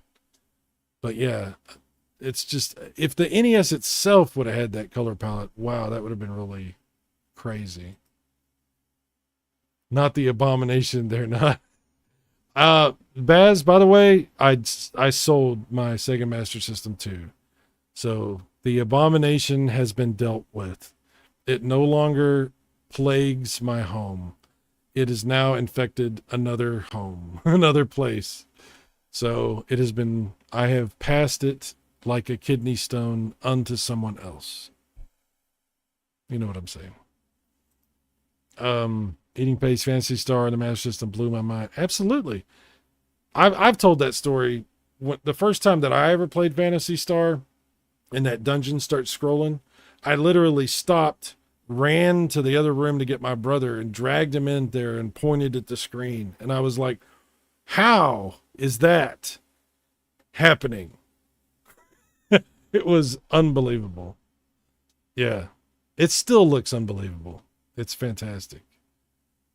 Yeah, the sound was a little bit, it could be, if they did it right, the Master System could have really good music. Phantasy Star has really good music, you know? But a lot of the games just, it didn't sound that great. But some games, it did sound very good, even without the FM module. Thank God. What mug punter did you sell it to? You know, to protect the names of the innocent, I would not want to dox them with with giving away their infection with the Master System too. That's a personal issue. It's between them and their physician. It's not for me to disclose. So unfortunately, I'm not going to be able to provide that information. Sorry about that. Oh my God. Panda sub. All right, my friends, I'm off. Back to work. Dude, Panda, thanks for coming to hang out. Definitely appreciate your coming to see what we're up to over here. Vinny says, Pace can attest, I don't mind a lot of negative things about Sprite games as long as it's good. I'm forced to play Street Fighter 6, which I don't love currently. I have not played Street Fighter 6. I've not done that. I have not. I have to go pee. I'm going to come back in just a second. So if you want to keep hanging out, I definitely encourage you to do so. I'm just going to get up and take a quick break. But I will be back and continue to play some more Turtles and chit-chat with you guys in the chat room. What's up, Chris? Master System stock controller. Oof. Used to hit. Oh, yeah. It's a little mushy for sure. But there's different variants of that controller, too. But, yeah, it could be pretty mushy. Thankfully, you can use a Genesis controller on most of the Master System games. Not all of them, but most of them. So there's hope, at least. Okay, I got to go take a break. I'll be back in just a minute. So you guys feel free to chit-chat, and if you want to keep hanging out, do so. I'll be back in just a second, or a few minutes.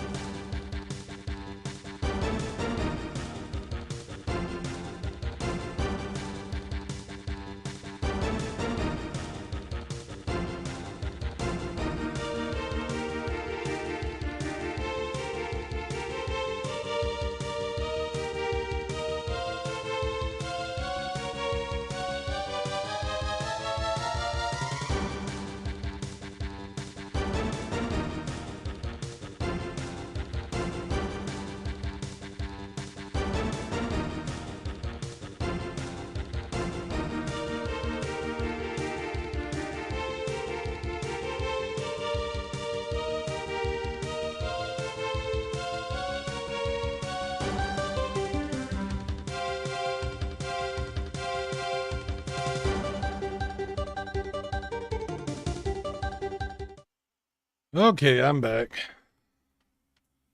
All right, let's get back to some turtle action. Need more buttons on it. Yeah, it didn't have enough buttons. It would have been great if it had that pause button on the controller.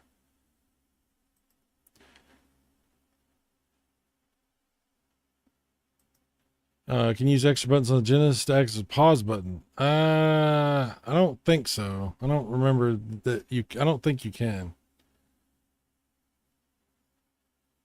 I don't remember exactly. I don't think so. Silverwing, speaking of music, what is the music of your outro? Sounds familiar, but can't remember where it's from. My outro? Do you mean... Oh, do you mean this one? Hang on, let me put this up. Tell me if this is the one you're talking about.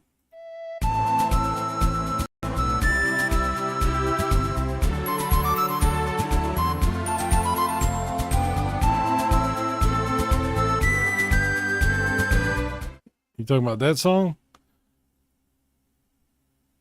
Yeah, that's from Wild Arms on the PlayStation. Yes, very good. Eating pace. Very good. Yes. No, not that one. Oh, this one.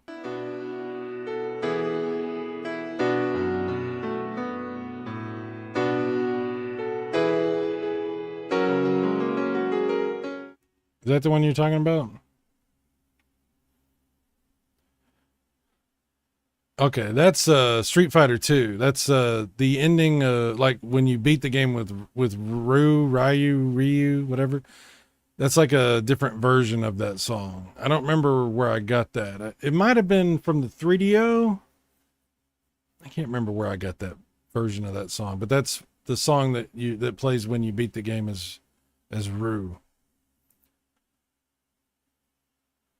Sounds like the good and bad and ugly. Oh, Wild Arms has phenomenal music. Absolutely. And it's like, that's the theme with Wild Arms, is it's supposed to like blend that like Western theme with like a, it's like it's a pretty common thing you see in JRPGs and anime in general, a sort of blending like that Western thing. It's pretty cool. But yeah, that game has fantastic music. I love that game. I beat that game so many times. Ironically, I have never beaten the other Wild Arms. I have several of them. I think I have Wild Arms 2, 3. I think I have all of them, how many of them there are. And the only one I've ever beaten is the first one. Wild Arms 1 has my pick for the best PS1 intro. Oh, how many times have you watched that? How many times have you watched that opening anime sequence? It's just cool as hell. It's beautiful. I usually beat the game as Chun-Li. Oh, okay. Well, next time you beat it, go for it with Rue, and you'll get that song. That'll definitely play for you.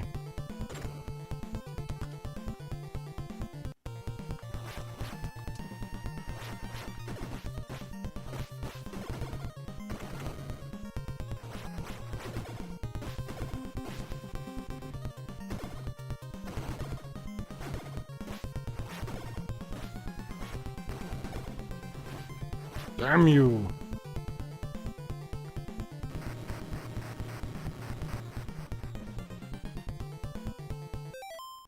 The other ending theme, Ready to Fight from Street Fighter 2, is good.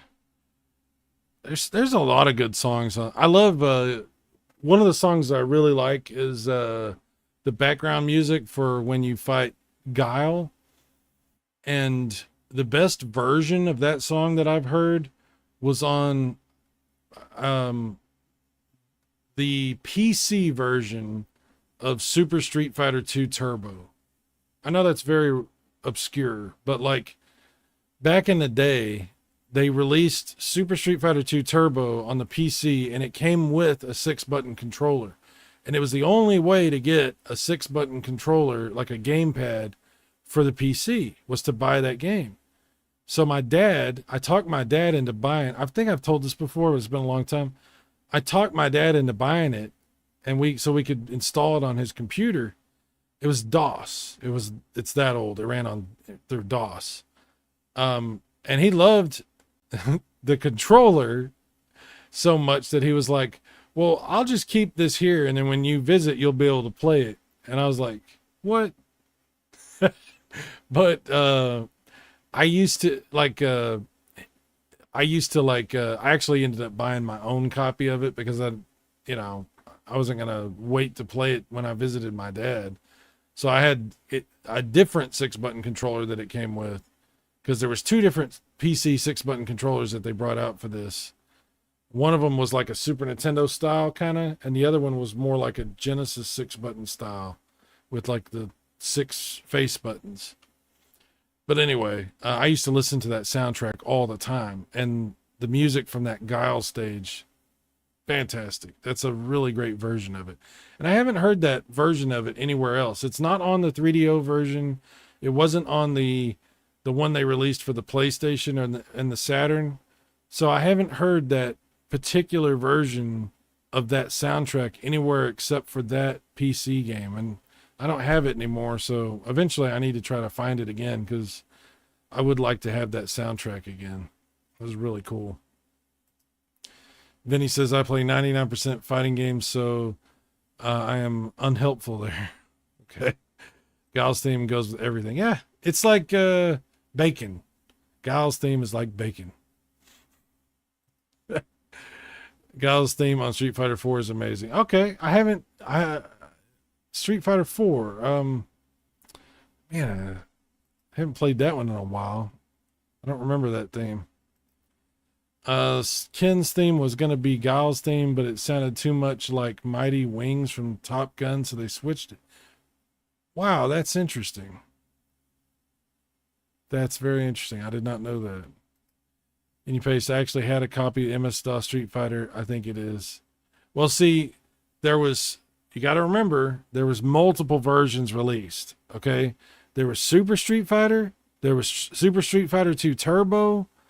Then I think there was also, like you said, regular Street Fighter 2. They're all different. Like, I bought Super Street Fighter 2 that came with that other controller that I told you about that was sort of like a Genesis 6-button controller. And then my dad had bought Super Street Fighter 2 Turbo, which came with that other controller that was more like a Super Nintendo style controller.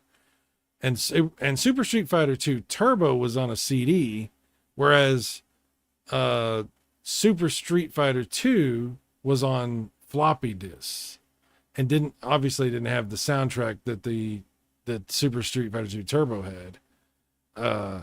But I got to find that. I'm sure I can find it somewhere. I just got to figure out where, and then I got to get that soundtrack back. Maybe, yeah, I don't know, because the ones I had were all DOS. They all were DOS based. But I'm sure they came out with Windows versions as well. The one I have is the original. Okay. Wow. Wow.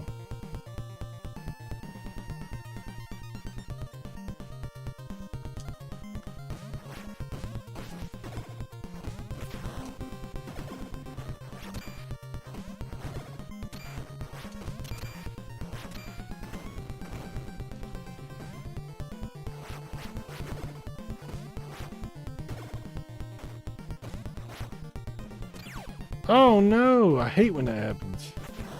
It is kind of funny, but I like on the arcade when they actually talk, you know, like, who put the lights out? But it's still cool that they put it in. It's hard to even believe that this got on an NES cartridge. So I never felt like complaining about anything, but it would have been cool to have the voice stuff. But yeah, I mean, shit. I'm just glad the game's on NES and plays and looks as good as it does.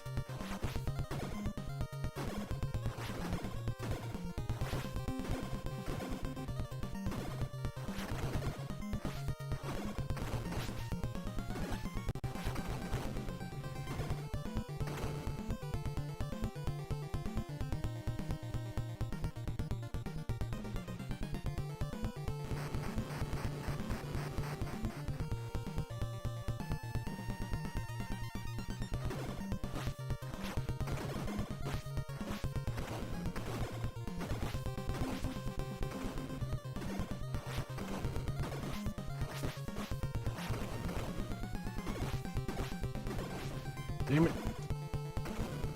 Almost dead again.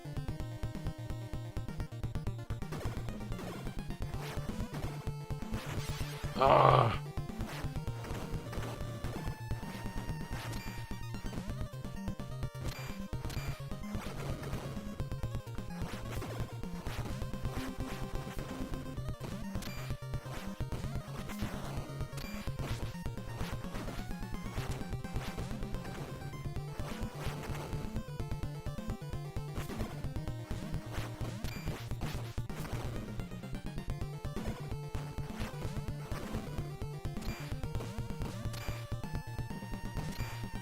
By the way, I do highly recommend this controller. It is wired, but $20 at Best Buy and Amazon. I have no affiliate link. I get no money. I'm not paid to say this.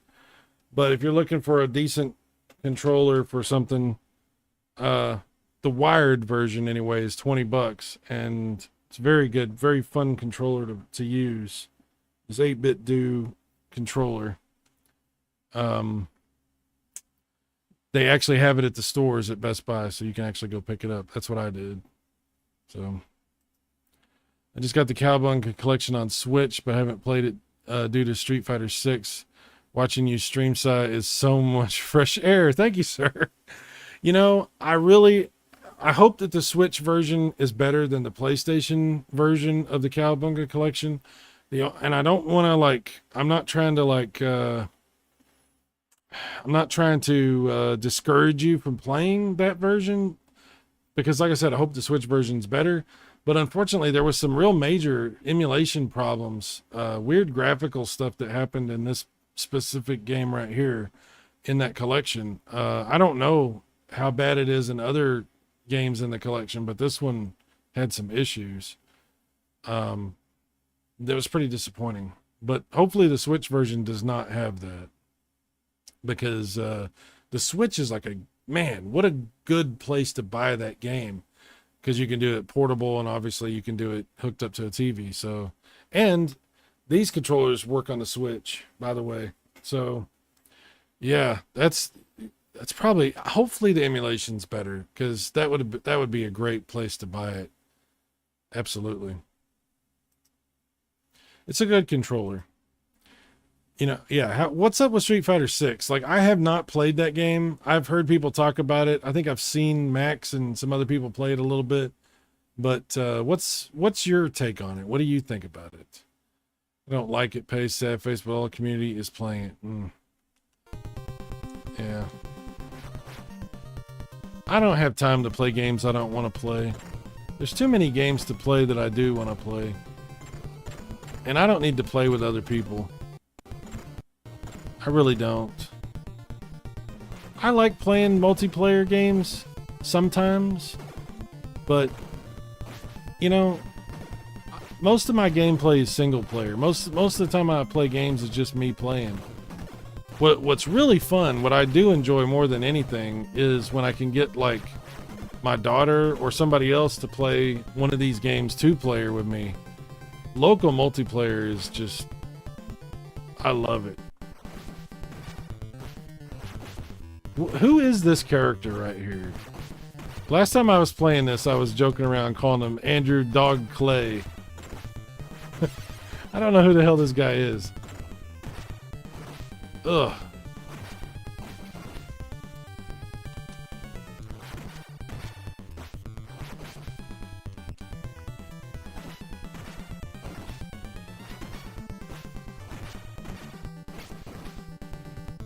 Obviously, this level's not even in the arcade, so... Oh, I'm about to die. Oh my god. Didn't even notice. I have not been playing this very smartly. Crap. I wasn't even paying attention. Oh, man. Damn, I'm on my last continue. Have I continued twice on this level? Holy crap.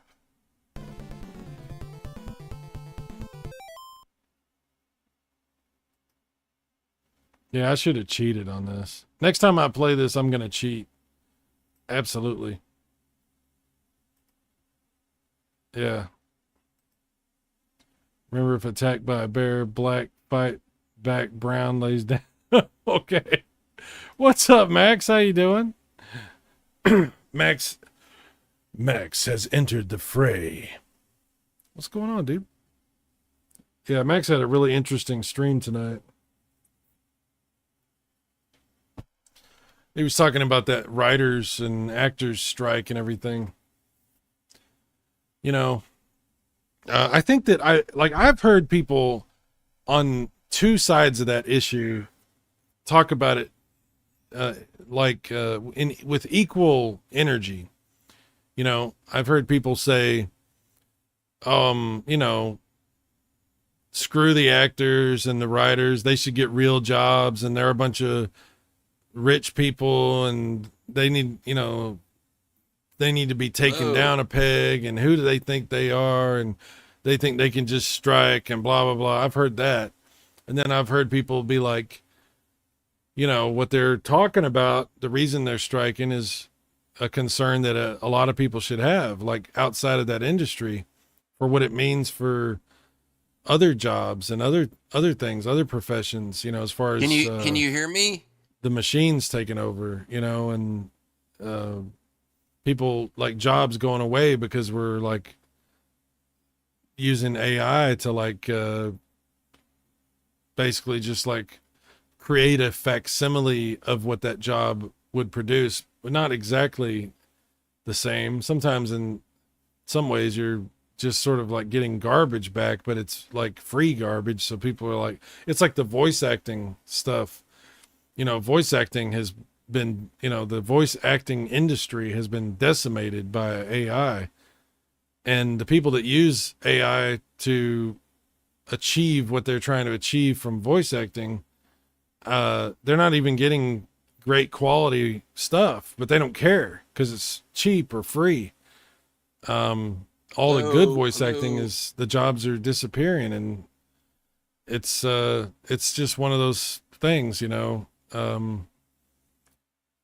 don't know what the answer is. I don't know what the future holds, but there's definitely a lot of industries outside of entertainment, and inclering the trucking industry and a lot of other industries. Like Cyrus knows on audio, because you know, automation is a very big concern right now. The bear's name is Tora, a polar bear fighter from Japan. Only appears in this game. Oh yeah, okay. Cyrus, put your earphones in. Oh, are you in there, dude? I didn't even have my headphones in. I'm sorry, dude.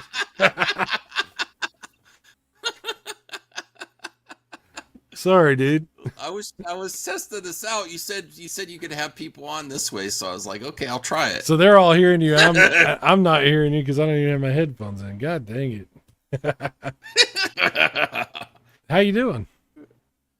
All right, I should be in bed. I'm about to go to bed, but I stopped over on the computer and I saw you streaming, so I thought I'd pop in. Probably both should be in bed. Even your viewers should. We all should all be in bed. We should. We're old men who have stayed up too late, and we'll pay for this tomorrow for sure. And then we pay it for every day after. You're like, oh, I don't want to get up now, dude. How much sun did you get? I saw you were on the boat and I got some sun. I wasn't on the boat long. My mother had me do a bunch of things because my dad doesn't do anything. He's handicapped and mentally and stuff, so he's very not useful with doing chores and tasks. So my mother saves up a bunch of things when she knows I'm coming around. She's like, "Hey, can you do this?" Even when I was leaving, she's like, "Hey, would you put this rug back down and take this home?" And I'm like, "Okay, Mom." Well, so the only time I actually brought stuff to film a video in the cottage. But every time I was in it, I was too busy doing things. So the only time I could film was on the boat with my dad. I'm like, okay, it's pretty chill now. I'm not fishing. Get him to the fishing spot. I could film a video. I thought that was really cool, though. Like, I mean, you'll look back on those videos and be glad that you did that, because you got to spend some. Well, you're gonna come visit me on the boat, right? Oh, I hope so. We're gonna go on the boat. I can't wait. I absolutely want to get on that boat and drink some beer and fish and hang It's out. got a cup holder on each side. No For White beer. Claws. White Claws are not allowed on the. Oh yeah, I'm only allowed to drink one or two myself, so Okay. no, I'll stick to beer. Yeah, we get some Coors going. Yeah. Oh, Bud Light, Bud Light. No. We want the banquet. No. No. I was recently playing the TMNT collection, so I was trying to get some achievements. I played the. Did you play this on those there? fight? No, well, no. I was saying I was going through each game, trying to beat them to get the achievements on Xbox. Yeah. And I played the TMNT fighting games back in the day, but man, there's some really good moves on there. It's like better animation than the Street Fighter. But the thing is, it's hard. You talking about the Super Nintendo one? Because either one, yeah. I think the Super Nintendo one's a little better. Oh, it's a lot better. The Genesis one, yeah. But the NES one, oh boy, it's not. But the Super Nintendo one's really good. I beat the story mode and it still didn't unlock the achievement. It says you have to fight this one fighter. I don't know how to get to the fighter, Karai or something. Huh? To beat Karai, and I don't know. I'll have to look into that. But I was really impressed with the animation, the move set that like Leonardo has, Donatello, like some next level stuff. Yeah. And then I replayed Hyperstone Heist, and I still actually, even though I sold my Genesis collection, I found that's the one game they wouldn't buy. I have Hyperstone Heist in my cellar. That game sucks. I'm sorry. What? What'd you just say? Yes. What did you just say? Yes, it does. What did you just say? Hot take. Say this again. I have to. I want to make sure I heard you right. Yeah, I played it, and then you get to a certain level, and you just go through each boss. Well, first off, a lot of the levels are pretty boring. After the first few stages, goes downhill, and then right before the end of the game, you go through boss. It's like, you know how they do this in beat 'em ups. I think a lot of us get annoyed with that. Sometimes it's cool, but they literally go every single boss before Shredder on the last level. It's called the Gauntlet, and there's no even pizza. It's just, and then you die and you can hit continue, but you have to start the level over again. That sucks. That's like manufactured difficulty. I can't stand stuff like that. Like, okay, if you're gonna do that, have a pizza every once in a while. No pizza. Did you play that level? I don't know what to say right now. I'm Hyperstone Heist. Right before the end of the game, you get to the Gauntlet. Like I was enjoying the game enough, and then I got to that, and I'm like, this is some BS. Like this is manufactured difficulty. There's boss after boss after boss, and no pizza, no recovery, no health recovery. Well, it was nice knowing you. I'm sorry, Eating Face. And blocked. Oh, look, even I'm just kidding. turning on me. It's turning on me. Max, that is the most ridiculous. Bullshit, that is the most ridiculous take I've ever heard from you. Like, what are you talking about? What? Like Hyperstone. Listen, I owned the game. Then I replayed it, and I was like, I really hate this one. I really hate you really hate it? You hate Hyperstone Heist? Yep. Because of the levels start to get the level designs to get boring, and then the Gauntlet. Is this like where is this coming from? Like I'm baffled. Go ahead, play it. What do you mean? Like game, you want me to play it when you get to that level? Okay. When you get to that level, yeah. So the whole game sucks because at a certain point there's a boss rush. Before that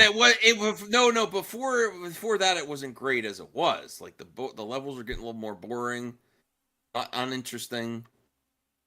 Whoa. You know. Are you just like where is this coming from? Is this like Listen, I'm a Sega guy too. I gotta admit Super Nintendo has the better Turtles games.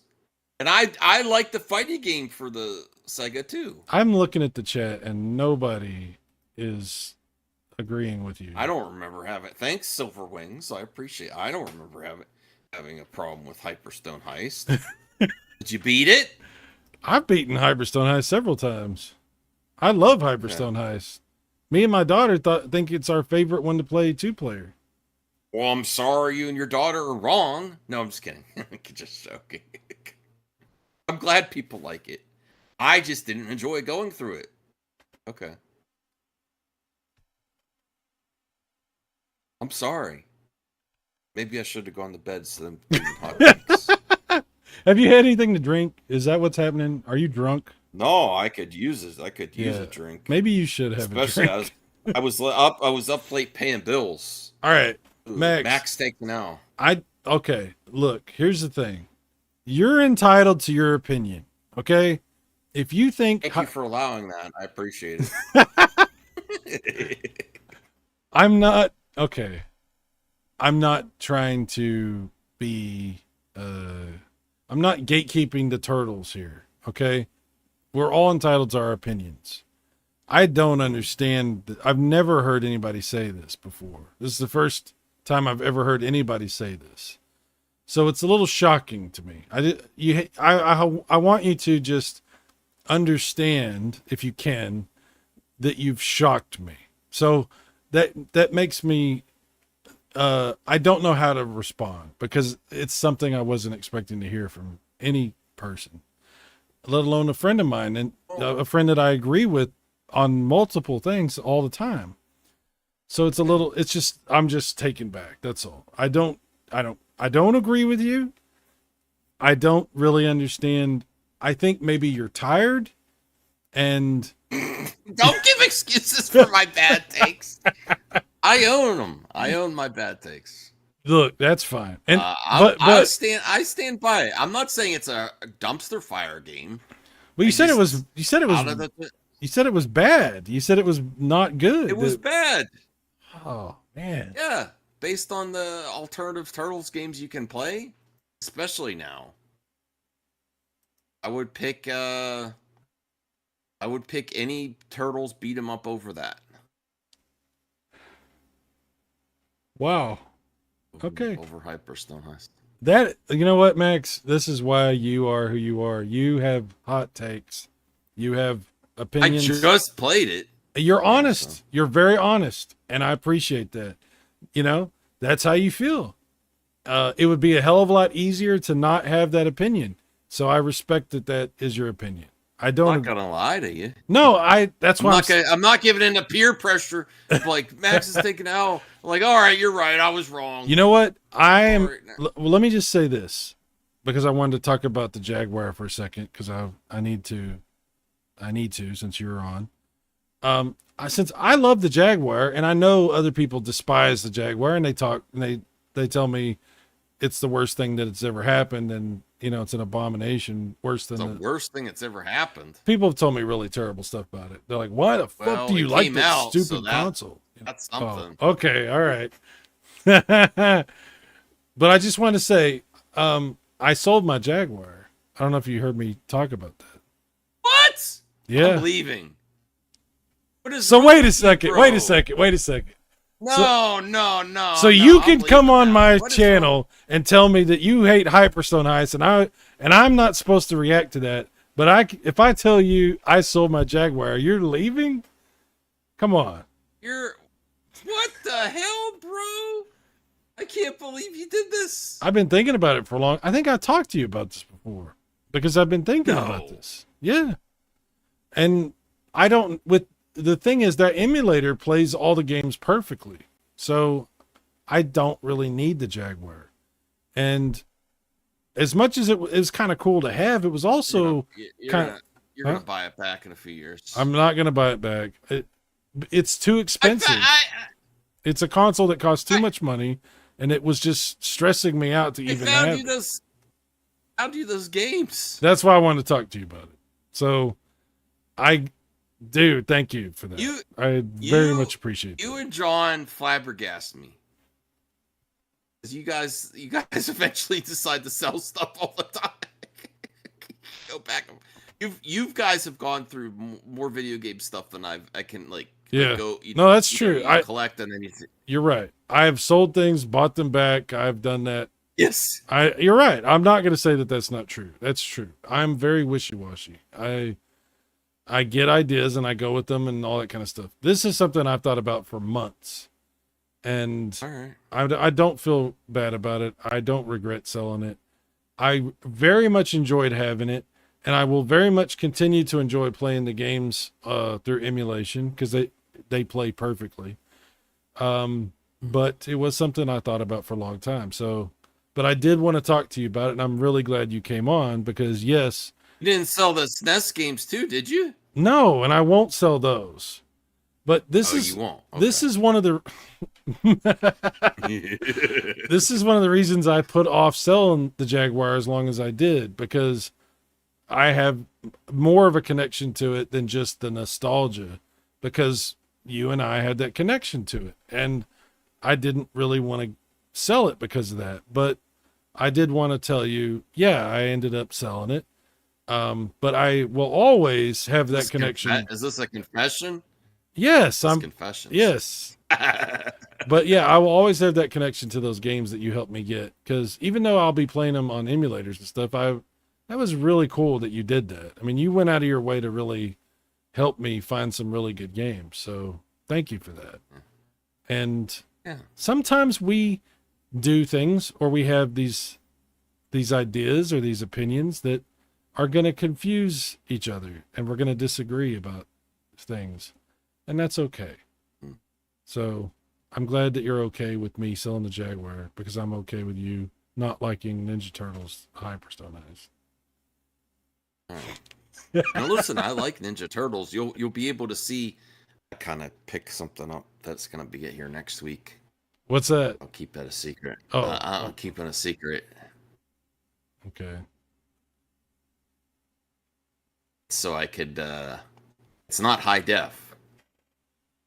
Oh, okay. So I could play. When hope to use it in videos too. You'll see. I can't wait. Dude, I got to tell you, that thing that you bought that does like 4K, that thing looks weird, man. Like the picture that thing puts out is like, it looks like you're taking a phone and video in your TV. It looks weird. I don't know. Why does it look like that? I think some stuff shouldn't be upscaled in 4K, I guess. Some things don't look great. I don't know. I appreciate that you made as many videos as you did, because I couldn't quite figure out what I was looking at. You know, I was like watching the videos. I would watch another video and another video, and I'd be like, man, what is it doing with this picture? It's very interesting. I gotta try to do more Switch games. Yeah, definitely. Yeah. I could also watch Secret Invasion. Bed.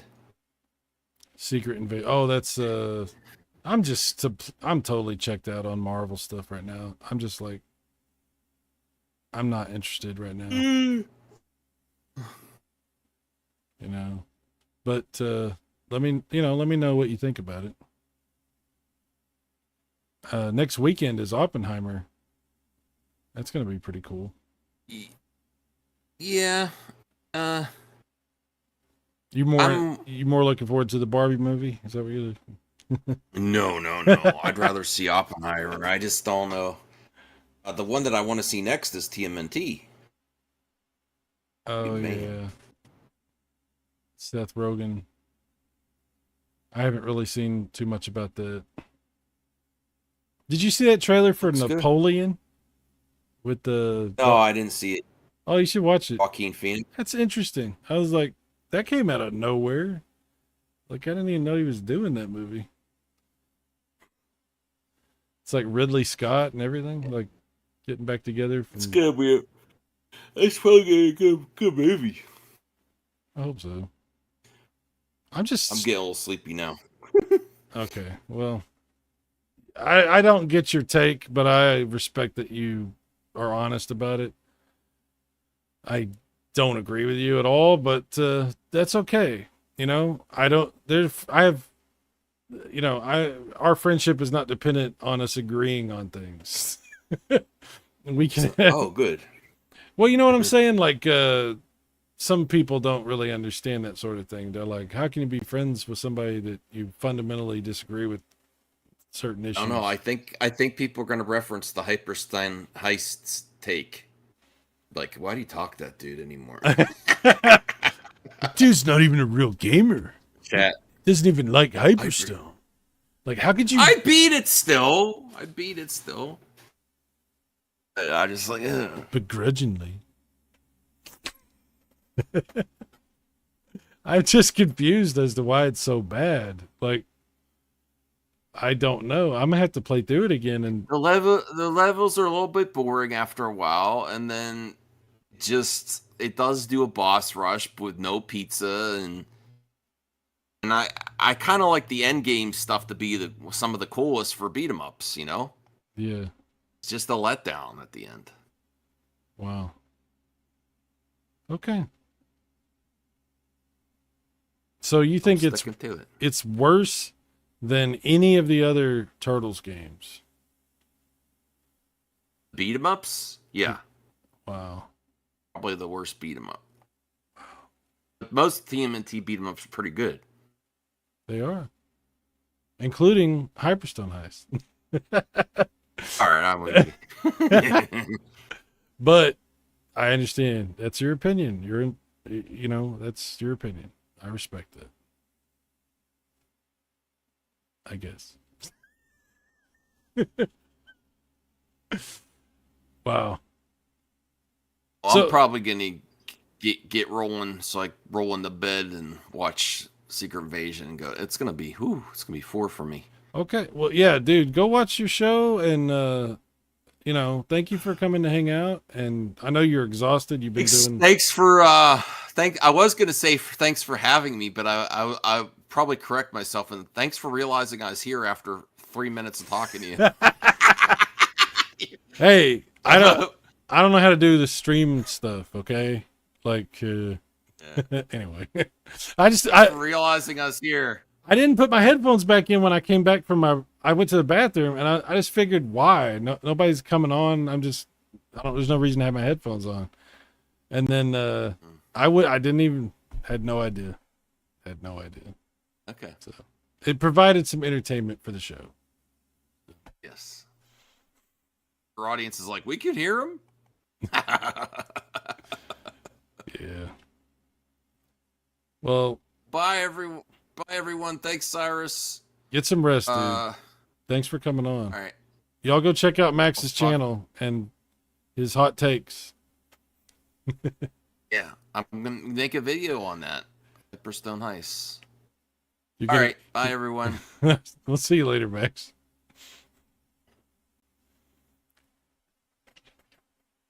I can't believe that. Wow. The worst Turtles beat 'em up. My goodness. Which one would be the worst if not Hyperstone? Which one would be the worst? That's an interesting question. I don't know the answer to that question.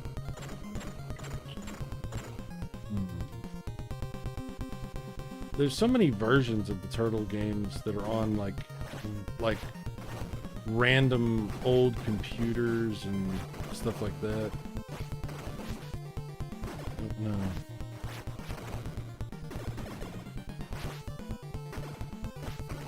Hang on.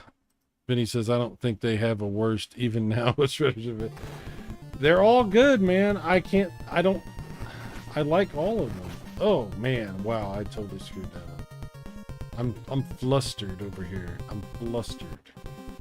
With the remake of Turtles in Time. Ah, see? Maybe.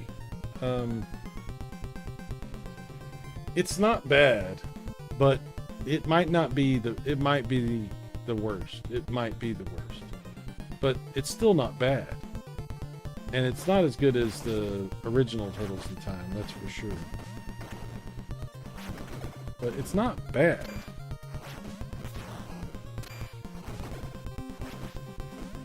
man, I don't know about that. I love Hyperstone Heist. It's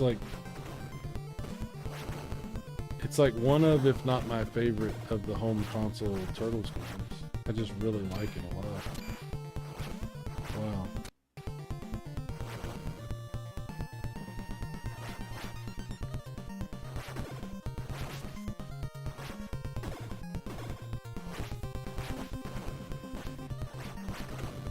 The music threw you off?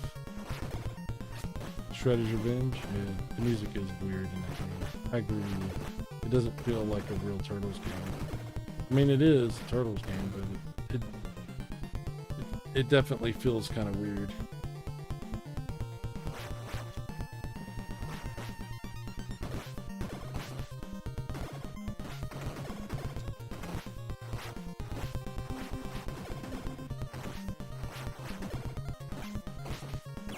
Oh no, I went right down the hole. Damn it. I'm already dead. I don't think I'm gonna make it past this level tonight. Not going well.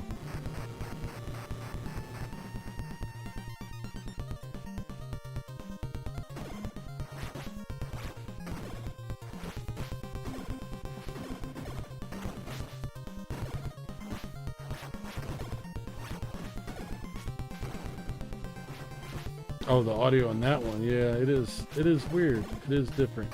That is true. I thought the music was kind of weird in Shredder's Revenge too, though. It was fine. I wasn't saying it was bad. It just was a little different. It didn't feel like a Turtles game.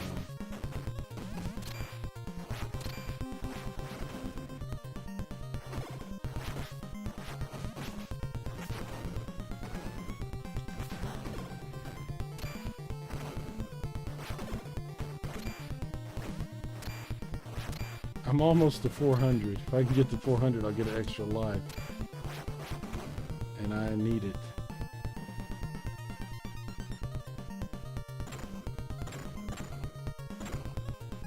Ouch.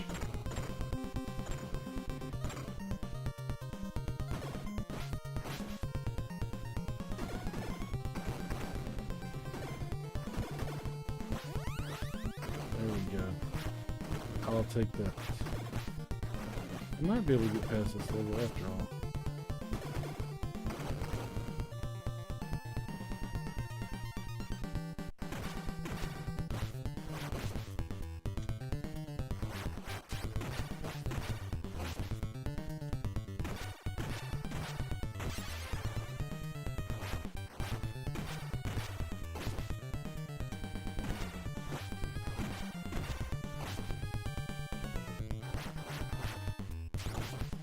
Damn it.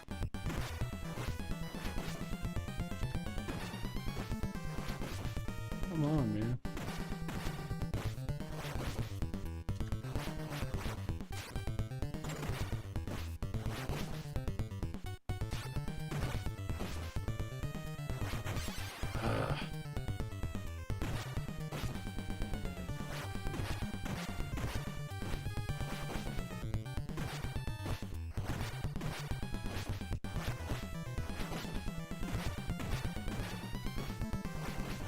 Come on, man.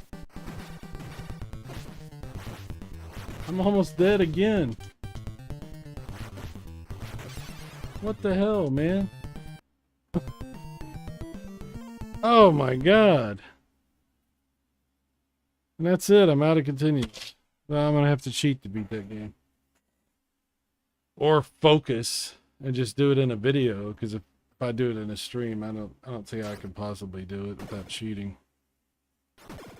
Let's see, he probably doesn't mean it's the worst literally every single Turtles beat 'em up, but more just the main ones probably usually talk about. It's definitely not as good as Turtles at the time. Yeah, that's true. That's true. I just am shocked by that. Absolutely stunned. Tonight has been a night of shocking revelations.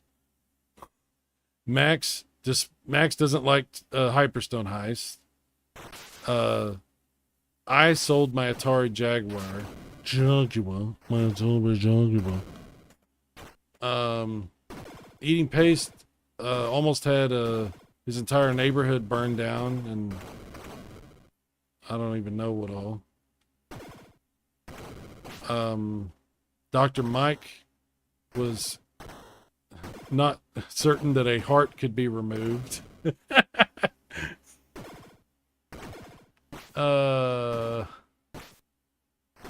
I'm trying to remember other hot takes from tonight. Yes, so far so good. No fire, yes. It was an interesting night. It was a fun night. Alright, so the next video, I'm going to cheat. I'm going to beat this game in the next video. And we're going to move on to the third one, because I do want to play the third one. And then we're going to play Hyperstone Heist and find out what's so terrible about Hyperstone Heist, why the game is hot garbage and should be destroyed, and is worse, a bigger abomination than my Master System 2, which, by the way, I also sold. So we're eliminating threats. We're eliminating threats tonight. Yeah, okay. Well, I think I'm going to wrap up here. I've been up for a really long time. It's 3 o'clock in the morning here in Texas. So I'm going to wrap things up.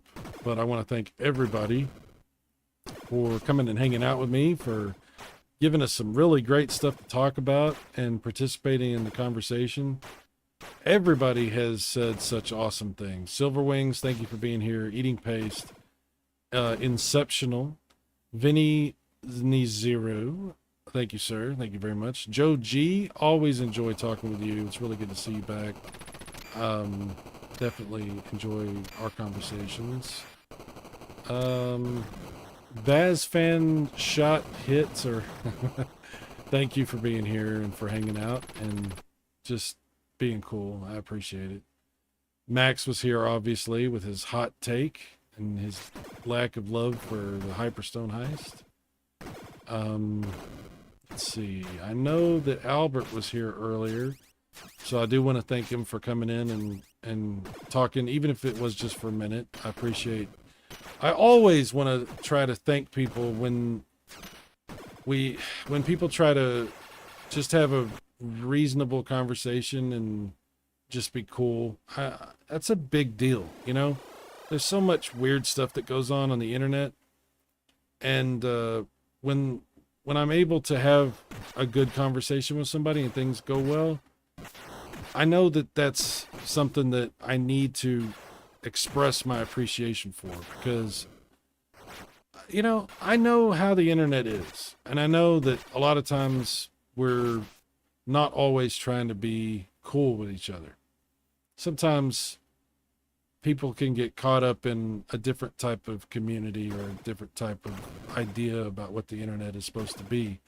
So when somebody, you know, comes to me in a reasonable way where they're trying to be cool, I just want to say thank you. And I want to reiterate that I have no ill will towards anybody, regardless of what's happened in the past. I take everybody as they come, and I don't hold any grudges about anything. So it's fine. So people are welcome here as long as they're cool with me, and I will be cool with them. Panda, thank you for being here. Again, it was good to see you. Haven't seen you in a while, so I appreciate you coming to hang out. Who else was here? I'm probably missing people, and if I do, I'm sorry. Big Block Plymouth, thank you, sir. Thank you very much. Really good. I like that you were talking about the arcade stuff. That was really cool. Definitely appreciate that. Yeah, I'm probably missing people. I'm sorry. Oh, Hans, thank you, Hans, for being here. He was here early on. That was fun. We're having good talk about stuff. And I think there was some other people at the very beginning. Oh yeah, Professor Mike was here, of course. Ty Lord was here for a little while. Let's see, the real Bob Newbin. Thank you for being here, Bob. The real Bob Newbin. Appreciate that. I always think it always kind of hits like a funny bone when someone it puts the word the real whatever in their name. Like, man, the fact that you have to do that is interesting. Like, but I know how the internet is. It is what it is. Down Phoenix was here for a little bit before he had to go to bed, but I appreciate him hanging out. Chris Courage, dude, yes. Love hanging out with you and talking with you. And I think that's about as far back as it's going to let me go. So good conversation tonight. Oh, what's up? Yeah, Chris is still here. What's up, dude? Yeah, definitely. You have a good one too. Yeah, everybody have a good night. The real Ghostbusters. There you go. I like the other Ghostbusters too. You know, the one based on that weird TV show with the guy in the monkey suit. It's crazy. All right, I'm tired. I'm gonna go to sleep. More turtles sometime soon. Maybe this weekend. I don't know. We'll hang out. We'll chit chat about stuff, and we'll have a good time. So, thanks everybody for hanging out. Max, I apologize for selling the Jaguar stuff. I'm sorry. It had to be done. Didn't have to be done, but it was time to do it.